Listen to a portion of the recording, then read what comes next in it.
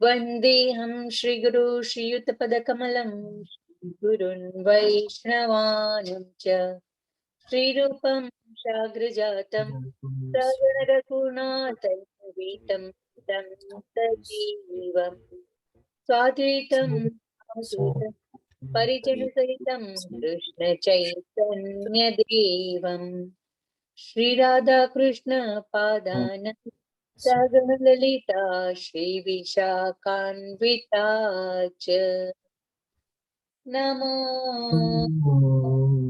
पदाय कृष्णपृष्ठाय भूतले श्रीमते भक्तिवेदान्त स्वामिन् इति नामिने नमस्ते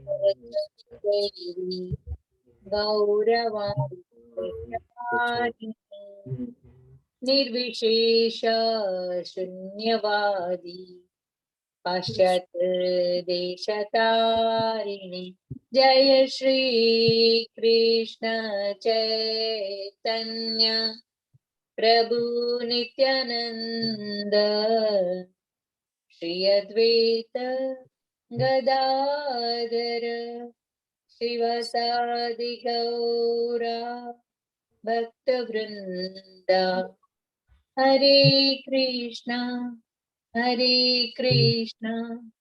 कृष्ण कृष्ण हरे हरे हरे राम राम राम हरे हरे हरे कृष्णा। श्रीला प्रभुपादनी जय, सर्वने जय श्री कृष्ण। हरे कृष्ण माताजी, धन्यवाद माताजी, सर्वेने जय श्री कृष्ण। श्रीला प्रभुपाद की जय।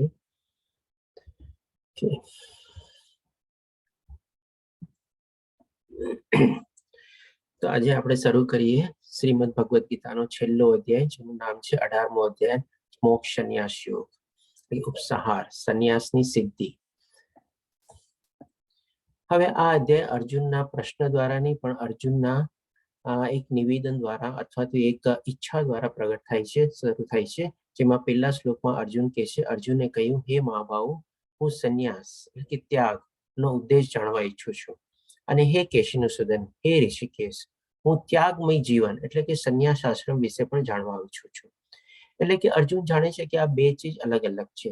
એક તો શું કે બધા કર્મો અને બધું છોડી કરીને આપણે કોઈક અલગ જગ્યાએ વહી જવું અને ત્યાં જઈને સંન્યાસ લેવો અને એ પ્રમાણે આપણું જીવન વિતાવવું. અને બીજી ચીજ છે કે ભાઈ આ સંસારમાં રહીને, આ ભૌતિક દુનિયામાં રહીને અને કેવી રીતે આપણે ત્યાગમય જીવન જીવી શકીએ, એ બે વિશે અલગ અલગ છે. અને એ વિશે અર્જુન કહે છે કે મારે જાણવાની ઈચ્છા છે અને ભગવાન શ્રી કૃષ્ણને વિનંતી કરે છે કે આપ પ્લીઝ મને એ રીતે જણાવો. હવે આ ચીજ છે ને બહુ કોમન ચીજ છે. હવે આજની તારીખમાં બી આપણને બી છે ને આ ચીજ ઘણી વાર આપણને પ્રશ્ન મનમાં ઉભો થાય કે ભાઈ બધું છોડી છાડીને શું કરવાનું, આપણે કે શું સંસાર છોડી દેવાનો, કે સંસાર છોડીને આપણે ભૌતિક દુનિયામાં બી એક અલગ એવી એકાંત જગ્યાએ જઈને શું ખાલી ભગવાનનું નામ લેવાનું, આપણે કે બી સંસારમાં રહીને બી આપણે ભક્તિ કરવાની અને સંસારમાં રહીને આપણે જેને કહે ને સંસારી સાધુ બનીને આપણે સરસ મજાનું જીવન વિતાવીએ અને બંને રીતે આપણે બેલેન્સ લાઈફ જીવીએ. તો આ રીતે ઘણા મનમાં આવા કન્ફ્યુઝન હોય છે. અને એવું નથી કે આપણો આ કોમન અત્યારે પ્રશ્ન છે અને બધા લોકોનો પ્રશ્ન છે. એ ટાઈમમાં બી, એ કાળમાં બી એવો પ્રશ્ન બધા લોકો વચ્ચે હતો.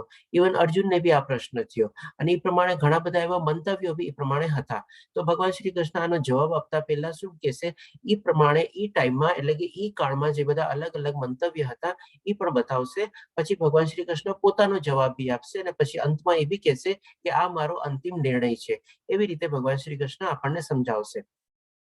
પછી આગળ આ અધ્યાયમાં છે ને આપણે ભગવાન શ્રી કૃષ્ણ બીજા અધ્યાયથી લઈને 17મા અધ્યાય સુધીમાં જે કાંઈ પણ આપણને જ્ઞાન આપ્યું છે ને એ બધું ચીજ છે ને આ અધ્યાયમાં સમરાઇઝ કરે છે ભગવાન શ્રી કૃષ્ણ.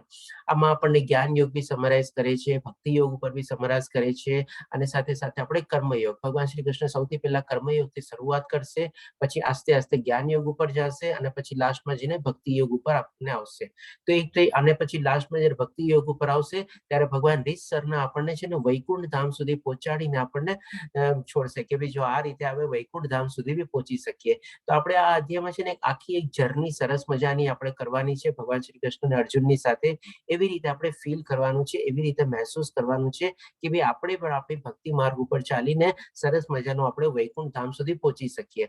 ભગવાન શ્રી કૃષ્ણ સ્ટાર્ટિંગમાં જેમ આપણે ફ્લાઇટ આપણે કેમ પેલા રનવે ઉપર ચાલે અને એકદમ સ્પીડ ઉપર ચાલે, પછી એકદમ ઘણું દોડી રન ઉપર દોડી અને પછી ટેક ઓફ કરે, અને ટેક ઓફ કર્યા પછી સારી એવી સ્પીડ ગેઇન કર્યા પછી શું હોય કે એકદમ ફ્લાઇટ સરસ મજાનું શાંતિથી ઉડતું હોય, લગભગ કેટલાય હજારો કિલોમીટરની સ્પીડમાં ચાલતું હોય અને હજારો કિલોમીટર ઉપર બી હોય તો પણ કોઈને કઈ અંદર પેસેન્જરને ખબર ન પડે અને બધા આરામથી સુઈ જાય ને એવી રીતે હોય. તો એ રીતે પછી ત્યારે પણ ભગવાન શ્રી કૃષ્ણ આપણને આ એવી ટાઈપથી આપણને આ અધ્યાય છે ને પેલા રનવે ઉપર દોડાવશે, પછી ટેક ઓફ કરાવશે, પછી એકદમ આપણને વૈકુંઠ ધામ સુધી ભગવાન શ્રી કૃષ્ણ લઈ જશે. એવી રીતે આપણને અનુભૂતિ થશે, એવી રીતે આપણને મહેસૂસ થશે. તો આપણે જો એવી અનુભૂતિ અને આવી આપણા ભાવો લઈને આપણે ચાલશું તો આ અધ્યાય પણ બહુ સરસ મજાનો અધ્યાય છે. 18મો અધ્યાય છે, છેલ્લો અધ્યાય છે. અને આની સાથે આપણે આજે ભગવદ્ ગીતાનો જે લેવલ 1 છે અત્યારે ઓનલાઈન કોર્સ જે મનીષા દાસ પ્રભુજી દ્વારા આયોજિત છે, બેંગ્લોરના જે ઇસ્કોન મંદિરના જે પ્રમુખ છે, એ સરસ રીતે સંપન્ન કરશું આપણને. અને આપણને પણ એકદમ સરસ મજાનો આપણને અનુભવ થશે કે હા સરસ આપણે એક કોર્સ કમ્પ્લીટ કર્યો આપણે. તો ચાલો હવે એવી રીતે જોઈએ કે ભગવાન શ્રી કૃષ્ણ પેલા બીજા શ્લોકમાં શું કહે છે. પેલા અલગ અલગ મંતવ્યો આપણને જણાવશે, પછી પોતાનો મત આપશે અને અંતિમ નિર્ણય બી આપશે. તો બીજા શ્લોકમાં ભગવાન શ્રી કૃષ્ણ કહે છે, પૂર્ણ પુરુષોત્તમ પરમેશ્વર બોલ્યા, ભૌતિક ઈચ્છા આધારિત કાર્યોના પરિત્યાગને વિદ્વાનો સંન્યાસ કહે છે. એટલે કે ભૌતિક દુનિયાની જે કઈ પણ ઈચ્છા હોય અને એને આધારિત આપણે જે કઈ પણ કાર્યો કરતા હોઈએ એ બધા છોડી દેવાના. એ રીતે વિદ્વાનો કહે છે કે એને સંન્યાસ કહેવાય. એટલે કે તો પછી કરવું શું આપણે? અને બીજો ઓપિનિયન અહીંયા કહે છે, અને સર્વે કર્મોના ફળ ત્યાગને બુદ્ધિશાળી લોકો ત્યાગ કહે છે. એટલે કે પેલા લોકોને કહે છે કે વિદ્વાન લોકો શું માને છે કે બધા કર્મો છોડી દેવાના, એટલે કે સંન્યાસ લઈ લેવો એક ટાઈપનું એ રીતે કહે છે. ને અલગ જગ્યાએ જઈને ભગવાનની ભક્તિ કરવાનું એવી ટાઈપનું ઓપિનિયન મંતવ્ય ભગવાન શ્રી કૃષ્ણ રજૂઆત કરે છે, જે એ ટાઈમમાં બી બધા પ્રચલિત હતા એ પ્રમાણે. અને બીજો મંતવ્ય જણાવે છે કે ભાઈ આપણે જે કર્મો કરતા હોઈએ કર્મના ફળની ઈચ્છા છોડી દેવાની, એટલે કે કર્મ ફળનો આપણે ત્યાગ કરવાનો. આ રીતે ભગવાન શ્રી કૃષ્ણ બીજો મંતવ્ય જણાવે છે, એને કહે છે બુદ્ધિશાળી લોકો એને ત્યાગ કહે છે, કારણ કે કર્મ ફળની ઈચ્છાનો ત્યાગ કરેલો છે, કર્મ કરે છે. પેલા લોકો કહે છે કે કર્મ છોડી દો, બીજા લોકો કહે છે કે કર્મ ફળનો ત્યાગ કરો. એવી રીતે બે મંતવ્ય જણાવ્યા. હવે ભગવાન શ્રી કૃષ્ણ હજી ત્રીજા શ્લોકમાં આપણને કહેશે કે કેટલાક વિદ્વાનો, એટલે કે હવે ત્રીજો મંતવ્ય જણાવે છે, કેટલાક વિદ્વાનો માને છે કે સર્વ પ્રકારના સકામ કર્મોને, એટલે કે ફળની ઈચ્છાથી લઈને જે કામ કર્યા હોય એને સકામ કર્મોને દોષપૂર્ણ ગણી ત્યાજવા જોઈએ. એટલે કે આપણે જે કઈ પણ કર્મ કરીએ છીએ જો એમાં ફળની આપણે આશા રાખી હોય, ફળની અપેક્ષા રાખી હોય તો ડેફિનેટલી એ બધા કર્મોને એ લોકો વિદ્વાન લોકો ગણે છે કે દોષપૂર્ણ છે, એટલે કે એમાં દોષ રહેલો છે. અને આવી રીતે દોષપૂર્ણ એટલે કે દોષવાળા જો કર્મો કોઈ કરતા હોય તો એને ત્યજી દેવા જોઈએ. એ રીતે કહે છે કે એને ત્યાગ કહેવાય. છતાં હવે ચોથો ઓપિનિયન આવે છે. અન્ય વિદ્વાનો માને છે કે યજ્ઞ, દાન તથા તપસ્વીના કર્મો કદાપી ત્યજવા ન જોઈએ. હવે ચોથા ઓપિનિયનમાં શું કહે છે ઘણા વિદ્વાન લોકો કે ભાઈ યજ્ઞ, તપ અને દાન એ જે કર્મો જે મનુષ્ય કરે છે એ ક્યારેય ત્યજવા ન જોઈએ, હંમેશા કરવા જોઈએ, as a matter of duty તરીકે કરવા જોઈએ. એટલે આપણી પાસે 4 ઓપિનિયન આવ્યા. પહેલા ઓપિનિયનમાં કીધું કે ભૌતિક દુનિયાના ઈચ્છાના રિલેટેડ બધા કર્મોનો ત્યાગ કરી દેવાનો. બીજામાં તો કે કર્મફળની ઈચ્છાનો ત્યાગ કરવાનો. ત્રીજામાં તો કે ભાઈ બધા સકામ કર્મો દોષપૂર્ણ હોય છે, એટલે કે એને ત્યજી દેવા. એટલે કે મોરોલેસ પહેલો અને ત્રીજો ઓપિનિયન થોડો ઘણો અંશે મળે છે. અને ચોથો ઓપિનિયન પાછો ઓલ ટુગેધર આપણે ડિફરન્ટ છે કે ભાઈ યજ્ઞ, દાન અને તપ એ ટાઈપના કર્મો કોઈ દી ત્યજવા ન જોઈએ, એ કરવા જ જોઈએ. હવે ભગવાન શ્રી કૃષ્ણ પોતાનો નિર્ણય બતાવશે આપણને. આ જે બધા એ ટાઈમમાં જે બધા મંતવ્ય પ્રચલિત હતા, આજની તારીખમાં બી આવા ઘણા બધા મંતવ્ય છે આ પ્રમાણે. તો 5મા અધ્યાયમાં 5મા શ્લોકમાં ભગવાન શ્રી કૃષ્ણ કહે છે યજ્ઞ, દાન તથા તપસ્વીના કર્મો કદાપી ત્યાગ કરવો ન જોઈએ. એટલે કે ભગવાને પોતાનો મત આપી દીધો, તે અવશ્ય સંપન્ન કરવા જોઈએ, એટલે કે as a matter of duty compulsorily કરવા જોઈએ. ખરેખર યજ્ઞ, દાન તથા તપ મહાત્માઓને પણ શુદ્ધ કરે છે. એટલે કે હવે એનું રિઝલ્ટ બી બતાવે છે કે ભાઈ એ જે લોકો યજ્ઞ, દાન અને તપ કરેલા છે એના રીતે બધા મોટા મોટા મહાત્મા છે, મોટા મોટા ઋષિ મુનિઓ છે, મોટા મોટા જે સંતો છે એ લોકો પણ શુદ્ધ થઈ ગયા છે અને શુદ્ધ થઈને એ લોકોએ ભગવાનની પ્રાપ્તિ કરેલી છે. એ રીતે ભગવાન શ્રી કૃષ્ણ હવે એનો મંતવ્ય બતાવે છે અને મંતવ્યની સાથે સાથે એક પુરાવા તરીકે બી કહે છે કે અનેક મહાત્માઓ પણ એ રીતે શુદ્ધ થયેલા છે આપણે. હવે ભગવાન શ્રી કૃષ્ણ છઠ્ઠા શ્લોકમાં પોતાનો એકદમ ફાઇનલ રિઝલ્ટ આપણને બતાવશે, એટલે કે ફાઇનલ મંતવ્ય જે ભગવાન શ્રી કૃષ્ણનો જે છે એ આપણે હવે સાંભળીએ. તો છઠ્ઠા શ્લોકમાં ભગવાન શ્રી કૃષ્ણ કહે છે આ બધા કાર્યો. હવે આ બધા કાર્યો એટલે ક્યાં કાર્યો? જે ભગવાન શ્રી કૃષ્ણે પાંચમા શ્લોકમાં ઓલરેડી કહી દીધા. ક્યાં કાર્ય? તો કે યજ્ઞ, તપ અને દાન. એટલે કે એ ત્રણ ચીજ ક્યારે આપણે છોડવી ન જોઈએ, એ કમ્પલસરી આપણે કરવા જ જોઈએ. અને એ જો કરીએ તો જે મોટા મોટા મહર્ષિઓ બી શુદ્ધિ પ્રાપ્ત કરી છે, આપણે બી આપણા પ્રાપ્તિના દરવાજા, મોક્ષના દરવાજા ખોલી શકીએ છીએ. એવી રીતે તો એ રીતેથી આપણે અહીંયા આ બધા કાર્યો કોઈ પણ પ્રકારની આસક્તિ કે ફળની આશા રાખ્યા વગર કરવા જોઈએ. એટલે કે જ્યારે આ રીતે આપણે કર્મ કરતા હોઈએ ત્યારે એમાં કોઈ પણ જાતની આપણે ફળની ઈચ્છા નહીં રાખવાની, આસક્તિ બી નહીં રાખવાની, કોઈ જાતનો એવો આપણે લગાવ કે એમ બી નહીં રાખવાનું, અને ફળની ઈચ્છા પ્રાપ્તિ માટે આપણે કાંઈ એવી ઈચ્છા નહીં રાખવાની. આ રીતે ભગવાન શ્રી કૃષ્ણ કહે છે, સમજાવે છે. હવે પ્રથાપુત્ર આને કર્તવ્ય સમજીને કરવા જોઈએ. એટલે કે આજે કેવી રીતે કરવાના છે? તો કે as a matter of duty તરીકે સમજીને આપણે કમ્પલસરી યજ્ઞ, તપ અને દાનના કર્તવ્ય સમજીને આપણે કર્મ કરવા જોઈએ. અને પછી કે છે આજ મારો અંતિમ મત છે. એટલે કે ભગવાનનું ફાઇનલ ડિસિઝન આવી ગયું, ફાઇનલ વર્ડિક્ટ આવી ગયું કે ભાઈ આજ મારો અંતિમ મત છે. એટલે કે આ રીતે આપણે યજ્ઞ, તપ અને દાનના કર્મો આપણે કરવા જ જોઈએ. અને સાથે સાથે આપણે કર્મફળની ઈચ્છાનો બી આપણે ત્યાગ કરવો જોઈએ. તો એ આપણે શું કહીએ કે ભાઈ ત્યાગમય જીવન આપણે જીવીએ છીએ એ પ્રમાણે. હવે ભગવાન શ્રી કૃષ્ણ 7મા શ્લોકથી આપણને 13મા શ્લોકથી આપણને શરૂ કરશે કે ભાઈ આપણે આજે કર્મ છે, જે મેં કીધું ને, આપણને સૌથી પહેલા કર્મયોગથી શરૂ કરશે ભગવાન શ્રી કૃષ્ણ, અને આપણને રનવે ઉપર દોડાવશે. તો હવે જોઈએ કે ભગવાન શ્રી કૃષ્ણ આખી જે કર્મ કરવાની જે પ્રણાલિકા ને બધું જે છે એ ફરીથી આ બધી ચીજ થોડી થોડી આપણે આગલા અધ્યાયોમાં કવર કરેલી છે. ભગવાન બધી ચીજ એમાંથી જે મુખ્ય ઇમ્પોર્ટન્ટ ચીજ છે એ આ અધ્યાયમાં સમરાઇઝ કરે છે. તો 13મા અને 14મા શ્લોકમાં ભગવાન શ્રી કૃષ્ણ કહે છે, હે મહાભાવ અર્જુન, વેદાંત અનુસાર સર્વ કર્મોની સિદ્ધિ માટે 5 કારણ હોય છે. એટલે કે કોઈ પણ આપણે જે કર્મ કરીએ છીએ એમાં 5 કારણ હોય છે. હવે તું મારી પાસેથી તે વિશે સાંભળ. તો સૌ પ્રથમ ભગવાન શ્રી કૃષ્ણ બતાવે છે એ 5 કારણના પેલા કે કર્મનું સ્થાન અથવા તો શરીર, એટલે કે કોઈ પણ જગ્યા અથવા પ્લેસ જોવે, અને શરીર બી જોવે. કર્તા એટલે કે એને કરવા વાળો જોવે. વિભિન્ન ઇન્દ્રિયોમાં જ્ઞાનેન્દ્રિયો બી આવી ગયો, કર્મેન્દ્રિયો બી આવી ગઈ. અનેક પ્રકારના પ્રયાસો, એટલે કે કંઈક ને કંઈક મહેનત, કંઈક ને કંઈક એફર્ટ, કંઈક ને કંઈક પ્રવૃત્તિ, એ જ રીતે જોવે. 4 ચીજ થઈ. અને લાસ્ટમાં ભગવાન શ્રી કૃષ્ણ કહે છે અને અંતે પરમાત્મા. આ 5 કર્મના કારણ છે. તો હવે આપણે છે ને આ 5 ચીજને આપણે એક પ્રેક્ટિકલ દાખલા સાથે સમજીએ. જેમ કે અત્યારે આપણે શું છે, આ ઓનલાઈન ક્લાસીસ આપણે બધા એટેન્ડ કરી રહ્યા છે. તો હવે એક એક કરીને આપણે સમજીએ. સૌથી પહેલા તો કર્મનું સ્થાન, એટલે કે જેમ બધા પોતપોતાની જગ્યાએ બેઠા છે. હવે હોઈ શકે બધા ભારતમાં બી અલગ અલગ શહેરોમાં હશે, અથવા કોઈક અલગ અલગ દેશોમાં હશે, અલગ અલગ જગ્યાએ બધા બેઠા છે. એટલે કે બધા પોતપોતાની એક જગ્યાએ બેઠા છે. આપણે તો એમ નથી કે હવામાં બેઠા બેઠા આપણે બધું સાંભળીએ છીએ. આપણે એક જગ્યાએ સ્થાન ઉપર બેઠા છીએ. કોઈ હોઈ શકે ખુરશી, ટેબલ ને બધું લઈને બેઠું હોય, અને કોઈ હોઈ શકે નીચે સરસ મજાનું સ્થાનમાં આસન બિછાવી અને એના ઉપર સરસ રીતે બેસતા હોય. તો આ રીતે કોઈ પણ એક જગ્યા, એટલે કે પ્રોપર પ્લેસ છે આપણે. પછી કરતા એટલે કે શું કે બંને તરફના કરતા થઈ ગયા. આજે જેમ કે હું આપણે બોલું છું તો હું પણ એ પ્રમાણે કરતા થઈ ગયો, અને આપ એ પ્રમાણે સાંભળો છો તો આપ બી કરતા થઈ ગયા આપણે. પછી વિભિન્ન ઇન્દ્રિયો, એટલે કે ડેફિનેટલી આપણે જે બધી એક્ટિવિટી કરીએ છીએ એમાં આપણી બધી ઇન્દ્રિયો એમાં જોડાયેલી છે. કેવી રીતે? તો કે ભાઈ હું અત્યારે બોલું છું એટલે મારી જીભની ઇન્દ્રિયો આવી ગઈ એમાં. આપ સાંભળો છો તો આપની કાનની ઇન્દ્રિય આવી ગઈ. સાથે સાથે હું અહીંયા આંખથી જેમ કે સ્ક્રીનમાં જોઈને વાંચીને જે બોલતો હું, શ્લોકને આવતો હોય એ પ્રમાણે મારી આંખ યુઝ થઈ ગઈ. આપ બી જેમ કે સામે સ્ક્રીન હોય તો સ્ક્રીનને બી આપણે સામે આપણે જોવો છો તો આપની બી આંખ એટલે ઇન્દ્રિય કામ થઈ ગઈ. એટલે કે બંને જ્ઞાનેન્દ્રિય બી કામ થઈ ગઈ, પ્લસ આપણે કર્મેન્દ્રિય બી શું, હાથથી ઘણા બધા હાથના જેસ્ચર કરતા હોય, કંઈક ને કંઈક આમ તેમ કરતા હોય, આપણા આઈબોલ મુવમેન્ટ હલતી હોય, આપણું મોઢું જરાક આમ તેમ હલતું હોય, આપણું બી શું હાથમાં જરાક લઈને લેપટોપમાં કે મોબાઈલમાં કંઈક સેટિંગ કરતા હો, થોડું પિક્ચર સેટિંગ કરો કે ઓડિયો સેટિંગ કરો, આ બધું કરો. એટલે કે આપણી બધી જ્ઞાનેન્દ્રિયો અને કર્મેન્દ્રિયોમાં આપણે પ્રવૃત્તિ, એટલે કે ત્રીજી ચીજ થઈ. અને ચોથી ચીજ શું, તો કે અનેક પ્રકારના પ્રયાસો.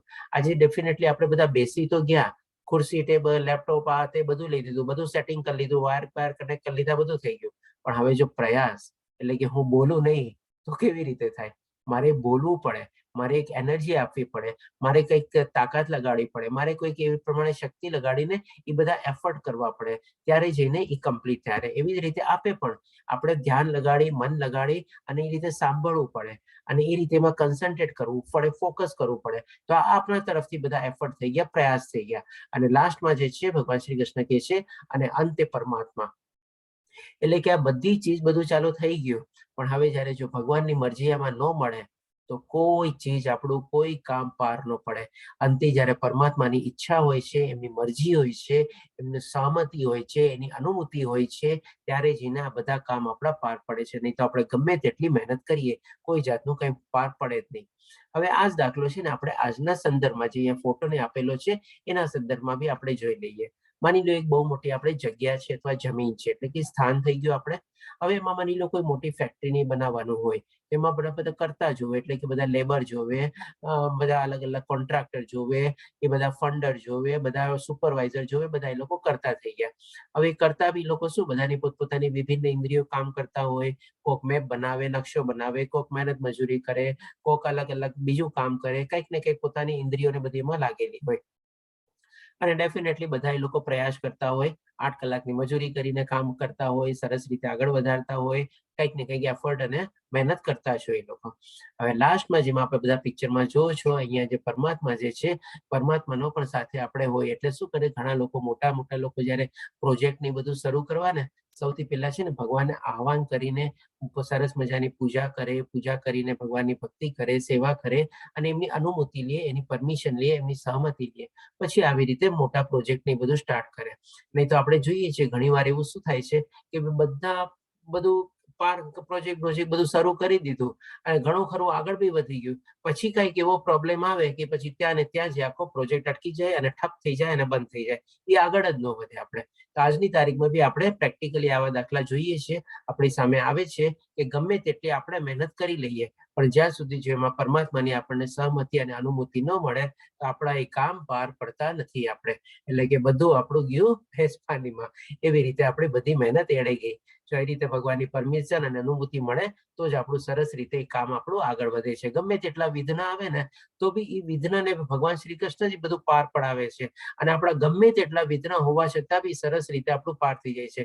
ઘણા લોકો કે ભઈ અરે આટલો મોટો પ્રોજેક્ટ આટલી સરસ રીતે કેવી રીતે ક્યાં પાર થઈ ગયો, કઈ ખબર જ ન પડી, કેટલું બધું થઈ ગયું. આ રીતે આપણે સમજવાનું છે.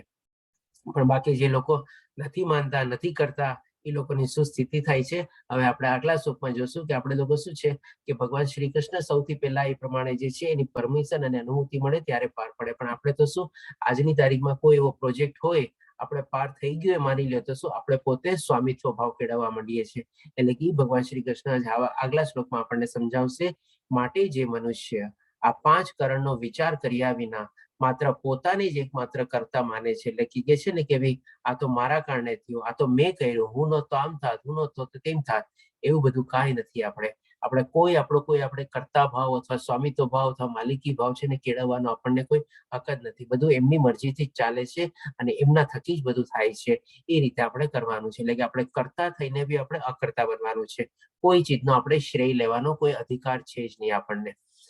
પછી કે છે તે નિસંદેહ બુદ્ધિમાન નથી, એટલે કે ભગવાન શ્રી કૃષ્ણને મૂર્ખ તરીકે વર્ણવે છે. જે લોકો આવી રીતે સમજે છે ને કે મેં કર્યું ને એવી રીતે, અને એ વસ્તુઓને યથાર્થ રૂપે જોઈ શકતું નથી.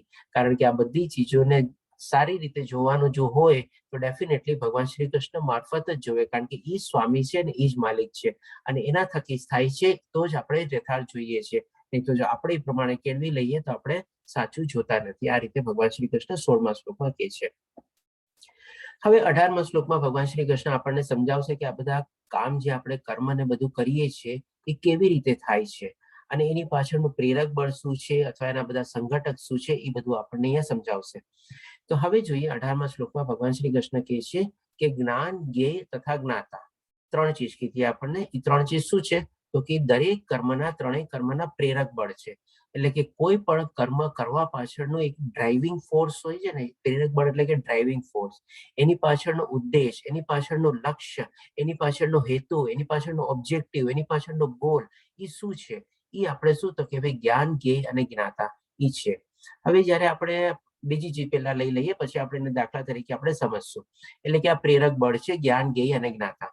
પછી કે છે કે ઇન્દ્રિયોકરણ, કર્મ તથા કર્તા, આ ત્રણ એના સંઘટક છે. હવે આ ત્રણ ચીજ છે ને એકદમ મેઇન પ્રાઇમરી ચીજ છે. હવે બાકીની આ જે ત્રણ ચીજ છે ને આપણે કહી શકીએ એના કારણે સબોર્ડિનેટ એટલે કે એડજોઇનિંગ ફેક્ટર એટલે કે એની સાથે જોડાય છે, પછી જઈને એ કર્મ આ રીતે આગળ વધે છે, એટલે કે એની સાથે જોડાણ થાય છે એ પ્રમાણે. હવે આપણે જોઈએ આને દાખલા રીતે કે ભાઈ જેમ કે જ્ઞાન, જ્ઞેય તથા જ્ઞાતા. આપણે જેમ કે અત્યારે માની લો ભગવદ્ ગીતાના આપણે ક્લાસીસ કરીએ છીએ આપણે, તો હવે આમાં જ્ઞાન શું છે અથવા તો જ્ઞાનનો વિષય શું છે? તો કે આપણે ભગવદ્ ગીતા નામનું એક પુસ્તક વાંચીએ છીએ અને એનો જ્ઞાનનો વિષય છે આપણે તો કે આધ્યાત્મિક જ્ઞાન. અને ઓર થોડા આપણે ડીપમાં જઈએ તો કે ભાઈ આપણે ભગવાન અથવા કૃષ્ણ વિશે આપણે જાણવાનું છે, એટલે કે જ્ઞાન એ થઈ ગયું આપણે આધ્યાત્મિક જ્ઞાન નહીં બધું.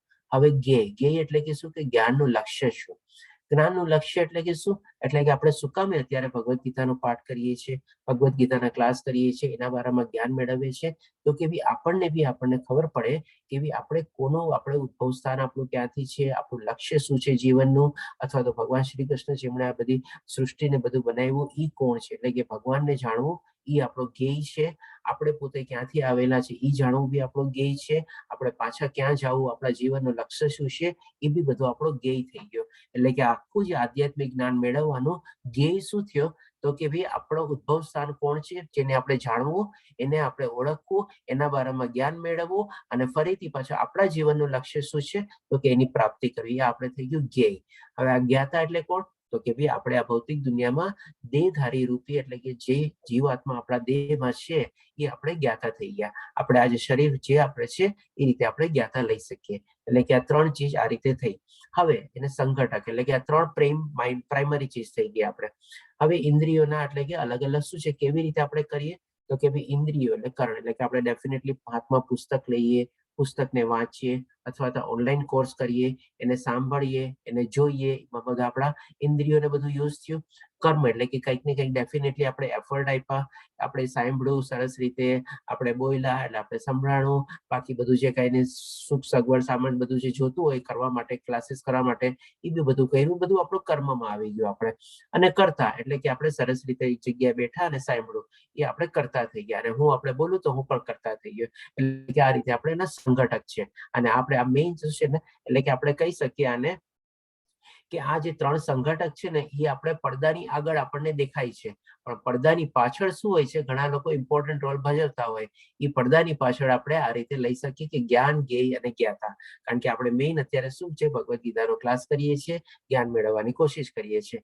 આપણને એપરન્ટલી ન દેખાય. એપરન્ટલી આપણને શું દેખાય કે ભાઈ આપણે અત્યારે લેપટોપ ઉપર બેઠા છીએ અને કંઈક ને કંઈક એક્ટિવિટી કરીએ છીએ, આપણને બધું સામેથી દેખાય. પણ પછી કોઈ આપણને પૂછે ને ભાઈ તમે શું કરો છો લેપટોપ ઉપર બેઠા બેઠા, શું તમે એટેન્ડ કરો છો, શું સાંભળો છો, શું બોલો છો, ત્યારે પછી આપણે એને કહીએ કે ભાઈ આ જ્ઞાન, જ્ઞેય, જ્ઞાતાને આપણે સમજ આપીએ. એટલે કે આ રીતે ભગવાન શ્રી કૃષ્ણ આપણને દરેક કાર્ય અથવા દરેક પ્રવૃત્તિ કેવી રીતે થાય છે એ આપણને સમજાવે છે 18મા શ્લોકમાં. હવે આના પછીની જે 6 સ્લાઇડ આવશે ને એ 6 સ્લાઇડમાં ભગવાન શ્રી કૃષ્ણ આપણને 6 અલગ અલગ ચીજ આપણને સમજાવશે. સૌપ્રથમ આપણને કહેશે કે આપણે કર્તા કોણ, કર્મ કોણ, જ્ઞાતા ધર્મ શું કહેવાય, આપણે ધૃતિ શું, પછી આપણે સુખ શું, અને એ પ્રમાણે જ્ઞાતા અને જ્ઞેય શું. એ 6 ચીજ આપણને ભગવાન શ્રી કૃષ્ણ વર્ણવશે. કર્તા, કર્મ, જ્ઞાતા, જ્ઞેય, ધૃતિ અને આપણે સુખ. અને એ ત્રણે 6 ચીજને ભગવાન શ્રી કૃષ્ણ છે ને 3 ચીજમાં ડિવાઈડ કરશે. કઈ 3 ચીજમાં ડિવાઈડ કરશે? તો જે શ્રદ્ધાત્રય વિભાગ જે ગઈકાલે આપણે કવર કર્યો ને, જેમાં આપણે જાણ્યું સતોગુણ, રજોગુણ અને તમોગુણ એવી કેવી શ્રદ્ધા હોય છે, તો એ પ્રમાણે ભગવાન શ્રી કૃષ્ણ એમાં બી 6 ચીજને 3 ભાગમાં ડિવાઈડ કરશે કે સતોગુણ વાળી શ્રદ્ધા આવી, રજોગુણ વાળી શ્રદ્ધા આવી અને તમોગુણ વાળી શ્રદ્ધા આવી. હવે આપણે શું છે, આપણે પોતાની આપણે સેલ્ફ એસેસમેન્ટ ટેસ્ટ કરવાની છે, એટલે કે પોતાને આપણે મૂલ્યાંકન કરવાનું છે. હવે આમાં સ્કોરિંગની પદ્ધતિ બી આપેલી છે કે ભાઈ માની લો સતોગુણ હોય તો આપણે 3 પોઈન્ટ લેવાના છે, રજોગુણ વાળું હોય આપણે તો 2 પોઈન્ટ અને તમોગુણ વાળું હોય તો 1 પોઈન્ટ. હવે જ્યારે સ્કોરિંગની પેટર્ન જાણી લીધા તો પછી એમ નહીં કરવાનું કે આપણે બધામાં આપણને 3 માર્ક્સ આપવાના અને હાઈએસ્ટ માર્ક મેળવવાની કોશિશ કરવાની. આપણે પોતાની જાત સાથે આપણે છેતરપિંડી નથી કરવાની, પોતાની જાત સાથે આપણે વફાદાર રહેવાનું છે. અને આ ટેસ્ટ જે આપણે અત્યારે ક્લાસીસની સાથે સાથે બી આપ ઓનલાઈન કરી શકો છો, અથવા તો આપણે આ બધું પ્રેઝન્ટેશન ને બધું મળી જશે. ઘરેથી બી આરામથી બેસીને આપણે ગમે ત્યારે ફુરસતે ટાઈમ મળે ત્યારે આ પોતાનું મૂલ્યાંકન કરી શકો છો આપણે. તો હવે જોઈએ ભગવાન શ્રી કૃષ્ણ આપણને સૌ પ્રથમ સ્કોરિંગ પેટર્ન બી આવી જશે 3, 2, 1 એવી રીતે. તો સૌ પ્રથમ ભગવાન શ્રી કૃષ્ણ આપણને અહીંયા જ્ઞાન વિશે કહેશે કે કયા 3 પ્રકારનું જ્ઞાન હોય.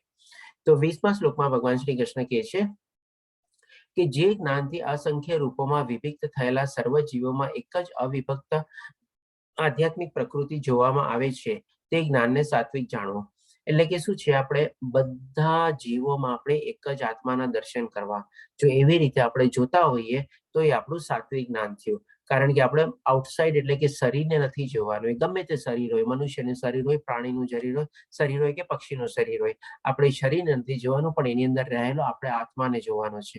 જો આ રીતે જો કોઈ જાણતું હોય તો એને સાત્વિક જ્ઞાન કહેવાય. પછી ભગવાન શ્રી કૃષ્ણ 21મા શ્લોકમાં કહેશે કે રજોગુણી જ્ઞાન કોને કહેવાય? એટલે કે જે જ્ઞાનથી મનુષ્ય જુદા જુદા શરીરમાં જુદા જુદા પ્રકારના જીવ જુએ છે તે જ્ઞાનને રજોગુણી જોવે છે. એટલે કે કોઈ જોવે કે ભાઈ આ તો કાળો, ગોરો, આ નાટો, ઊંચો, આ પૈસાદાર, આ ગરીબ, આ પ્રાણી, આ પશુ, આ રીતે જો કોઈ જોતું હોય તો એ ડેફિનેટલી આપણે રજોગુણી જ્ઞાન થયું.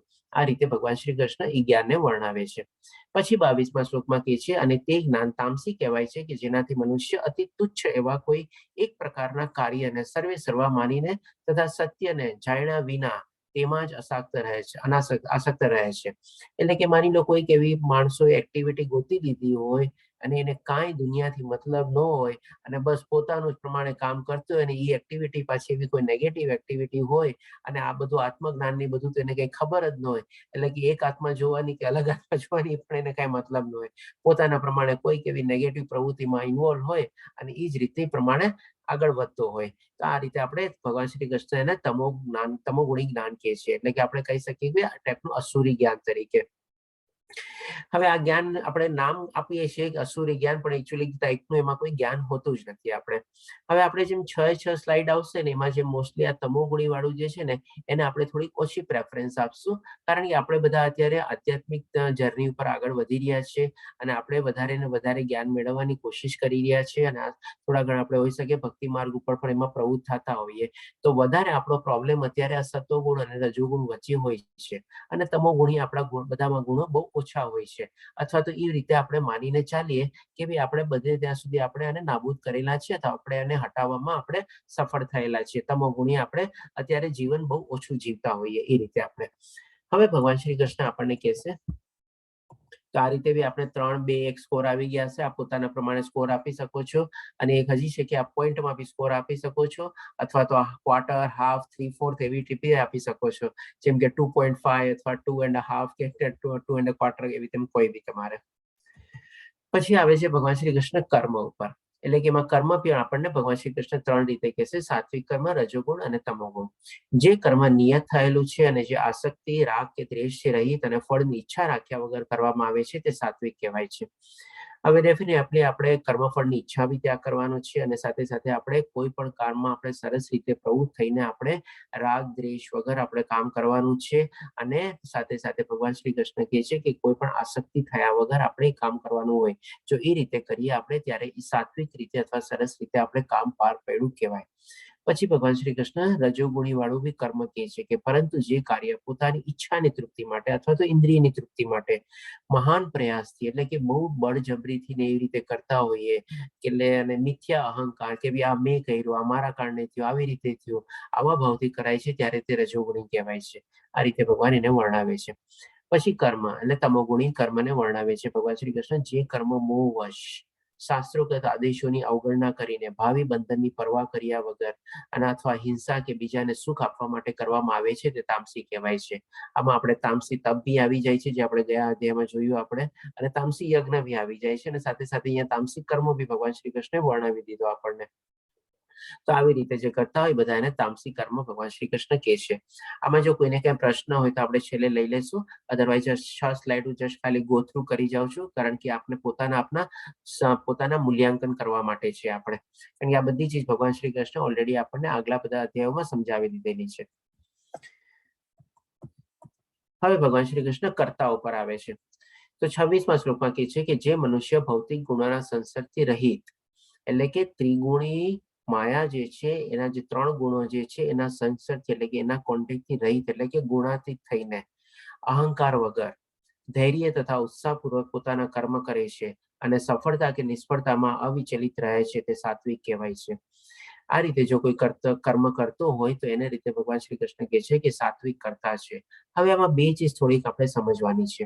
ધૈર્ય તથા ઉત્સાહપૂર્વક. હવે માની લો ફળની આપણે ઈચ્છા ન રાખવાની હોય, આપણે ફળની ઈચ્છાનો ત્યાગ કરવાનો હોય, તો ઘણીવાર આપણે શું કરીએ કે ભાઈ કામ જે આવ્યું હોય ને આપણે ચલો કરવું છે ને કરી દઈએ, પણ એવી રીતે નહીં. એમાં પણ આપણે પૂરેપૂરું મન, ઇન્દ્રિય, શરીર બધું આપણે લગાડી અને સારી એવી ધૈર્ય અથવા પેશન્સ રાખીને બી સરસ રીતે કરવાનું છે, અને સાથે સાથે ઉત્સાહપૂર્વક કરવાનું છે. આપણે એમ નહીં કે ભાઈ આપણે કામને વેઠ ઉતારીને કરવાનું છે.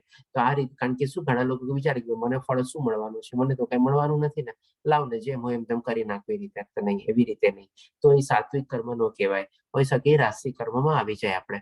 પણ આવી રીતે જો આપણે સરસ મજાના આપણે મન અને 100% આપણું શરીરથી તન બધી રીતે આપીએ આપણે અને ઉત્સાહપૂર્વક કરીએ, તો આપણે એ સાત્વિક કર્મ કર્યું કહેવાય. અને સાથે સાથે આપણે શું છે કે કર્મફળની ઈચ્છાનો બી ત્યાગ કરવાનો છે.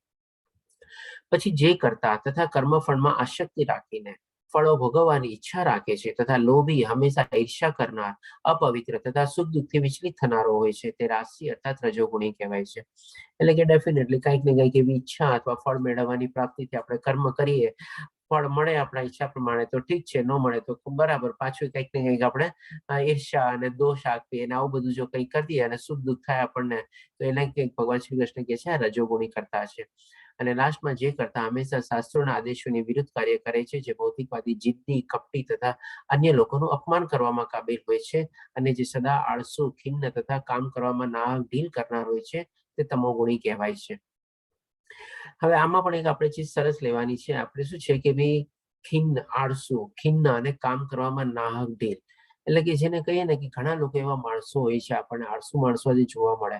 આપણે કહીએ ને કે ભાઈ આ કામ કરવાનું છે, ઠીક છે કરી લઈશ, અથવા તો ક્યારે લાસ્ટ ડેટ છે, ક્યારે ક્યાં સુધી જોવે છે, કઈ ડેડલાઈન છે, એવી રીતે પેલા પૂછે. એમ નહીં કે ભાઈ ઓકે કામ આવ્યું છે, પેલા કામ કરી લીધું. એવી રીતે હંમેશા એને ઠેલવાની આદત હોય. હજી તો ટાઈમ છે ને, હજી તો ઘણો બાકી છે ને, કાલ કરવાથી ચાલશે ને, લાસ્ટ ડેટ ને બધાને દૂર છે ને.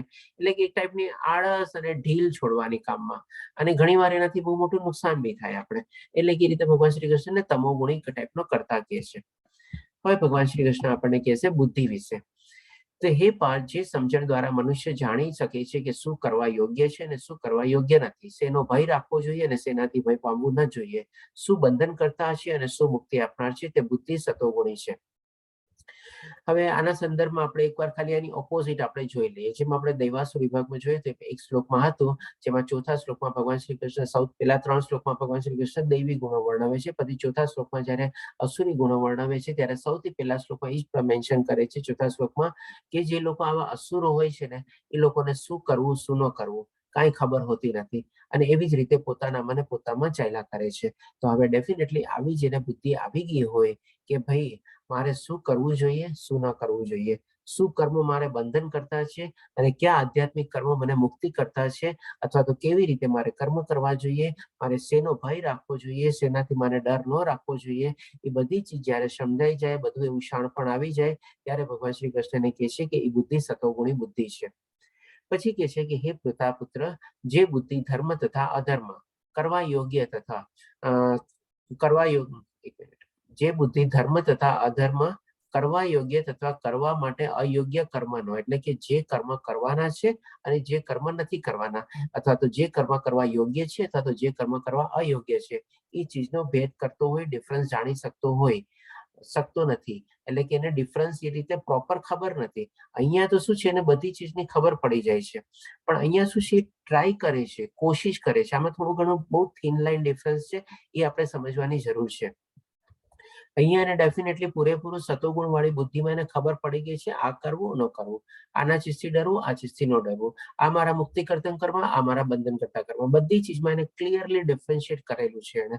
પણ આમાં જે હોય છે ને રજોગુણ વાળી જે બુદ્ધિ, એમાં શું છે, એ લોકો પ્રયાસ કરે છે, પણ એની જે થોડી અલ્પ બુદ્ધિ હોય, અથવા તો બુદ્ધિ પૂરેપૂરું જ્ઞાન ન મેળવેલું હોય, એટલા માટે શું છે, કન્ફ્યુઝન થાય. ઘડીકમાં કોઈકનું સાંભળી લે તો આ બાજુ જાય, ઘડીકમાં કોઈકનું સાંભળી લે તો આ બાજુ જાય, એટલે કે આમ તેમ હાલક ડોલક કરી રાખે. એટલા માટે ભગવાન શ્રી કૃષ્ણ કહે છે જે બુદ્ધિ ધર્મ અથવા અધર્મ, એટલે કે ભાઈ મારો ધર્મ શું છે, મારો સ્વધર્મ શું છે, મારું નિયત ધર્મ શું છે, એ બધું જે જાણતો ન હોય, અથવા તો અધર્મ, એટલે કે ભાઈ મારે આ ચીજમાં કરવું કે ન કરવું, આમાં ઓલી રીતે આવી રીતે આમ થાય છે, તો કોઈકને કંઈક આપીને કંઈક કરાવવું કે ન કરવું, એટલે આ બધું ધર્મ અધર્મ છે ને, એને કન્ફ્યુઝન હોય હંમેશા. અને એ રીતે કર્મ માટે બી હોય કે ભાઈ આ કરવા યોગ્ય છે કે આ નથી કરવા યોગ્ય, એટલે કે એમાં ભેદ કરી શકતો નથી. એટલે કે શું છે, પ્રયાસ કરે છે પણ એ એકદમ ક્લિયરલી ડિમાર્કેટ કરીને, ક્લિયરલી ડિફરન્શિએટ કરીને બંનેને અલગ નથી પાડી શકતો કે ભાઈ આ કરવું અને આ ન કરવું, આ આમ કરવું અને આ આમ ન કરવું, એ રીતે એ અલગ નથી પાડી શકતો. એટલા માટે એને રાજસી અર્થાત રજોગુણી બુદ્ધિ કહે છે ભગવાન શ્રી કૃષ્ણ. આનું પણ રીઝન શું હોય છે ખબર છે બધાનું? કારણ કે એમાં છે ને પોતાનો સ્વાર્થ જોતો હોય છે અથવા તો કર્મફળની ઈચ્છા હોય છે. એટલા માટે છે ને એને કન્ફ્યુઝન હોય છે અને ઘણી વાર તો છે ને પોતાની જાતને જેમાં છેતરતો હોય છે. એટલા માટે જઈને ઘણી વાર બીજા પાસે કે ભાઈ મને સમજાતું નથી, મને ખબર પડતી નથી એવી રીતે. પણ જ્યારે પોતાનો એમાં સ્વાર્થ કાઢી નાખે અને કર્મફળની ઈચ્છાને બાદ દઈ દે અને પછી જો એને સમજવાની કોશિશ કરે ને તો કદાચ એ સતોગુણીમાં બી આવી શકે, પણ એ રીતે કરતો નથી કારણ કે હજી રજોગુણીમાં જીવે છે. એટલા માટે એને કન્ફ્યુઝન અને દ્વિધા ઉભી થાય છે. અને જ્યારે કન્ફ્યુઝન અને દ્વિધા ઉભી થાય ને ત્યારે તરત છે ને ત્રિગુણી માયા એને પકડી લે. કારણ કે એ જોવે કે ભાઈ આ માણસ તો અત્યારે હજી કન્ફ્યુઝન અને ડાઉટમાં એમાં છે, એટલે કે મારો આ શિકાર છે. એટલે ત્રિગુણી માયા તરત એના ઉપર હાવી થઈ જાય અને આ રીતે બધા અલગ અલગ, કાં રજુ ગુણ વાળો ખેંચે, કાં તમો ગુણ વાળો ખેંચે અને સાત્વિક ગુણ વાળો ઓછું ખેંચે. જેમ આપણે ત્રણેય દોરડા જોયા હતા ને એવી રીતે. પછી કે છે કે જે બુદ્ધિ મોહ તથા અંધકારને વશ થઈને અધર્મને ધર્મ તથા ધર્મને અધર્મ માને છે અને હંમેશા અવળી દિશામાં પ્રયાસ કરે છે તે હે પાર્થ તામસી બુદ્ધિ છે. એક જાતની આપણે ઉલટી જ ડાયરેક્શનમાં ચાલતું હોય આ માણસો. આપણે બધાને આને ઓછું પ્રેફરન્સ જ આપશું આપણે.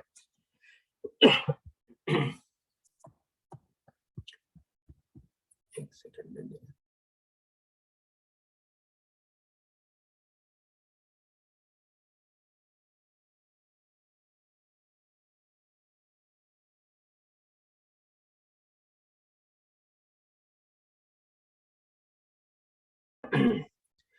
હવે ભગવાન શ્રી કૃષ્ણ ધૃતિ ઉપર જશે. ધૃતિ એટલે કે શું કે આપણે ડિટર્મિનેશન, નિશ્ચય, સંકલ્પ.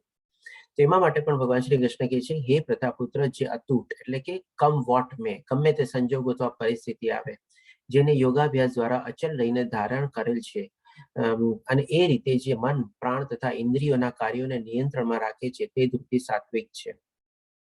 એટલે કે જે એક ચીજનો એને નિર્ણય કરી લીધો, સંકલ્પ કરી લીધો અને પણ આપણે પોતાની સાત્વિક બુદ્ધિ વાપરીને જે કરવાનું છે એનો સંકલ્પ કરી લીધો, જે નહીં કરવાનો છે એનો પણ સંકલ્પ લીધો કે હવે મારે કરવું જ નથી, તો એના ઉપર હંમેશા દ્રઢ રીતે અડેલો રહે છે અને પોતાની પ્રમાણે ઇન્દ્રિયોને બી કાબુમાં રાખે છે. કારણ કે શું, એકવાર નિશ્ચય કર્યા પછી ઘણા બધા એવા મોહ માયા આકર્ષણ બધું આવવાનું જ છે, એને વિચલિત કરવા માટે ટ્રાય કરવાના જ છે. પણ એ રીતે શું છે કે પોતાના મન, પ્રાણ તથા ઇન્દ્રિયોના કાર્યોને નિયંત્રણમાં રાખીને અને પોતાની જે ધૃતિ અથવા તો પોતાનો જે ડિટર્મિનેશન છે, પોતાનો જે નિશ્ચય છે એ એકદમ દ્રઢ નિશ્ચય દ્વારા એ આસ્તે આસ્તે આગળ વધે છે. એને ભગવાન શ્રી કૃષ્ણ કહે છે કે સાત્વિક ધૃતિ છે. પછી કહે છે કે પરંતુ હે અર્જુન, જે ધૃતિ વડે મનુષ્ય ધર્મ, અર્થ તથા કામના ફળોમાં સદા લિપ્ત રહેતો હોય છે તે રજોગુણી હોય છે. કંઈક ને કંઈક એને મેળવવાની ઈચ્છા હોય છે. એના માટે ભગવાન શ્રી કૃષ્ણ કહે છે એ લોકોની પણ ધૃતિ હોય, પણ શું કે ઈચ્છા દ્વારા, એટલે કે ઇન્દ્રિય સુખ, શરીર સુખ અને ફળ પ્રાપ્તિ માટે એ લોકો એમાં પણ એ પ્રમાણે ધૃતિ રાખીને આગળ વધતા હોય છે. પણ એના માટે જે જયારે ધૃતિ કરેલી હોય છે પછી એમાંથી બી શું છે, ઘણી વાર આપણે અવળા કર્મ ને બધું બી થાય છે અને અવળું રિઝલ્ટ બી મળી શકે છે. એવી રીતે ભગવાન શ્રી કૃષ્ણ કહે છે. પછી 35મા શ્લોકમાં કહે છે કે હે પાંચ જે ધૃતિ સ્વપ્ન, ભય, શોક, વિષાદ તથા મોહથી પરે જતી નથી, એવી દુર્બુદ્ધિપૂર્ણ ધૃતિ તમોગુણી હોય છે. એટલે કે આ લોકો શું છે, હંમેશા પોતાના, આને કે નહીં આપણે કે વિમ્ઝિકલ માઇન્ડ ટાઈપના, એટલે કે પોતાના જ વિચારો ને પોતાના એમાં જ છે ને લોકો પડેલા હોય છે. અને એ બધા શું છે કે ભાઈ અલગ અલગ ટાઈપના totally negative thought, negative emotions ને બધું હોય છે. અને એ રીતે એ લોકો એમાં પ્રવૃત્ત થઈને કંઈક ને કંઈક એ લોકો કર્મ એ પ્રમાણે કરતા હોય છે. અને એમાં પણ પાછા એ લોકો, જેમ આપણે ગયા અધ્યાયમાં જોયું ને, એમાં પણ એ લોકો વ્રત લઈને પછી એમાં પ્રમાણે આગળ વધે. અને પછી શું કે ભાઈ હું બળવાન છું, હું આવો છું, હું તેવો છું, એવું બધું માની લે કે એવી ટાઈપની જે ધૃતિ હોય કે ભાઈ હવે મેં આટલાને મારી નાખ્યા, હવે એટલાને મરાશે. અને જસ્ટ તમો ગુણને તમે એક્ઝેક્ટલી અસુરો ગુણો સાથે જો કમ્પેર કરશો ને તો બધા શ્લોકની લેંગ્વેજને તમને થોડું ઘણું એમાંથી મળી જશે આપણને.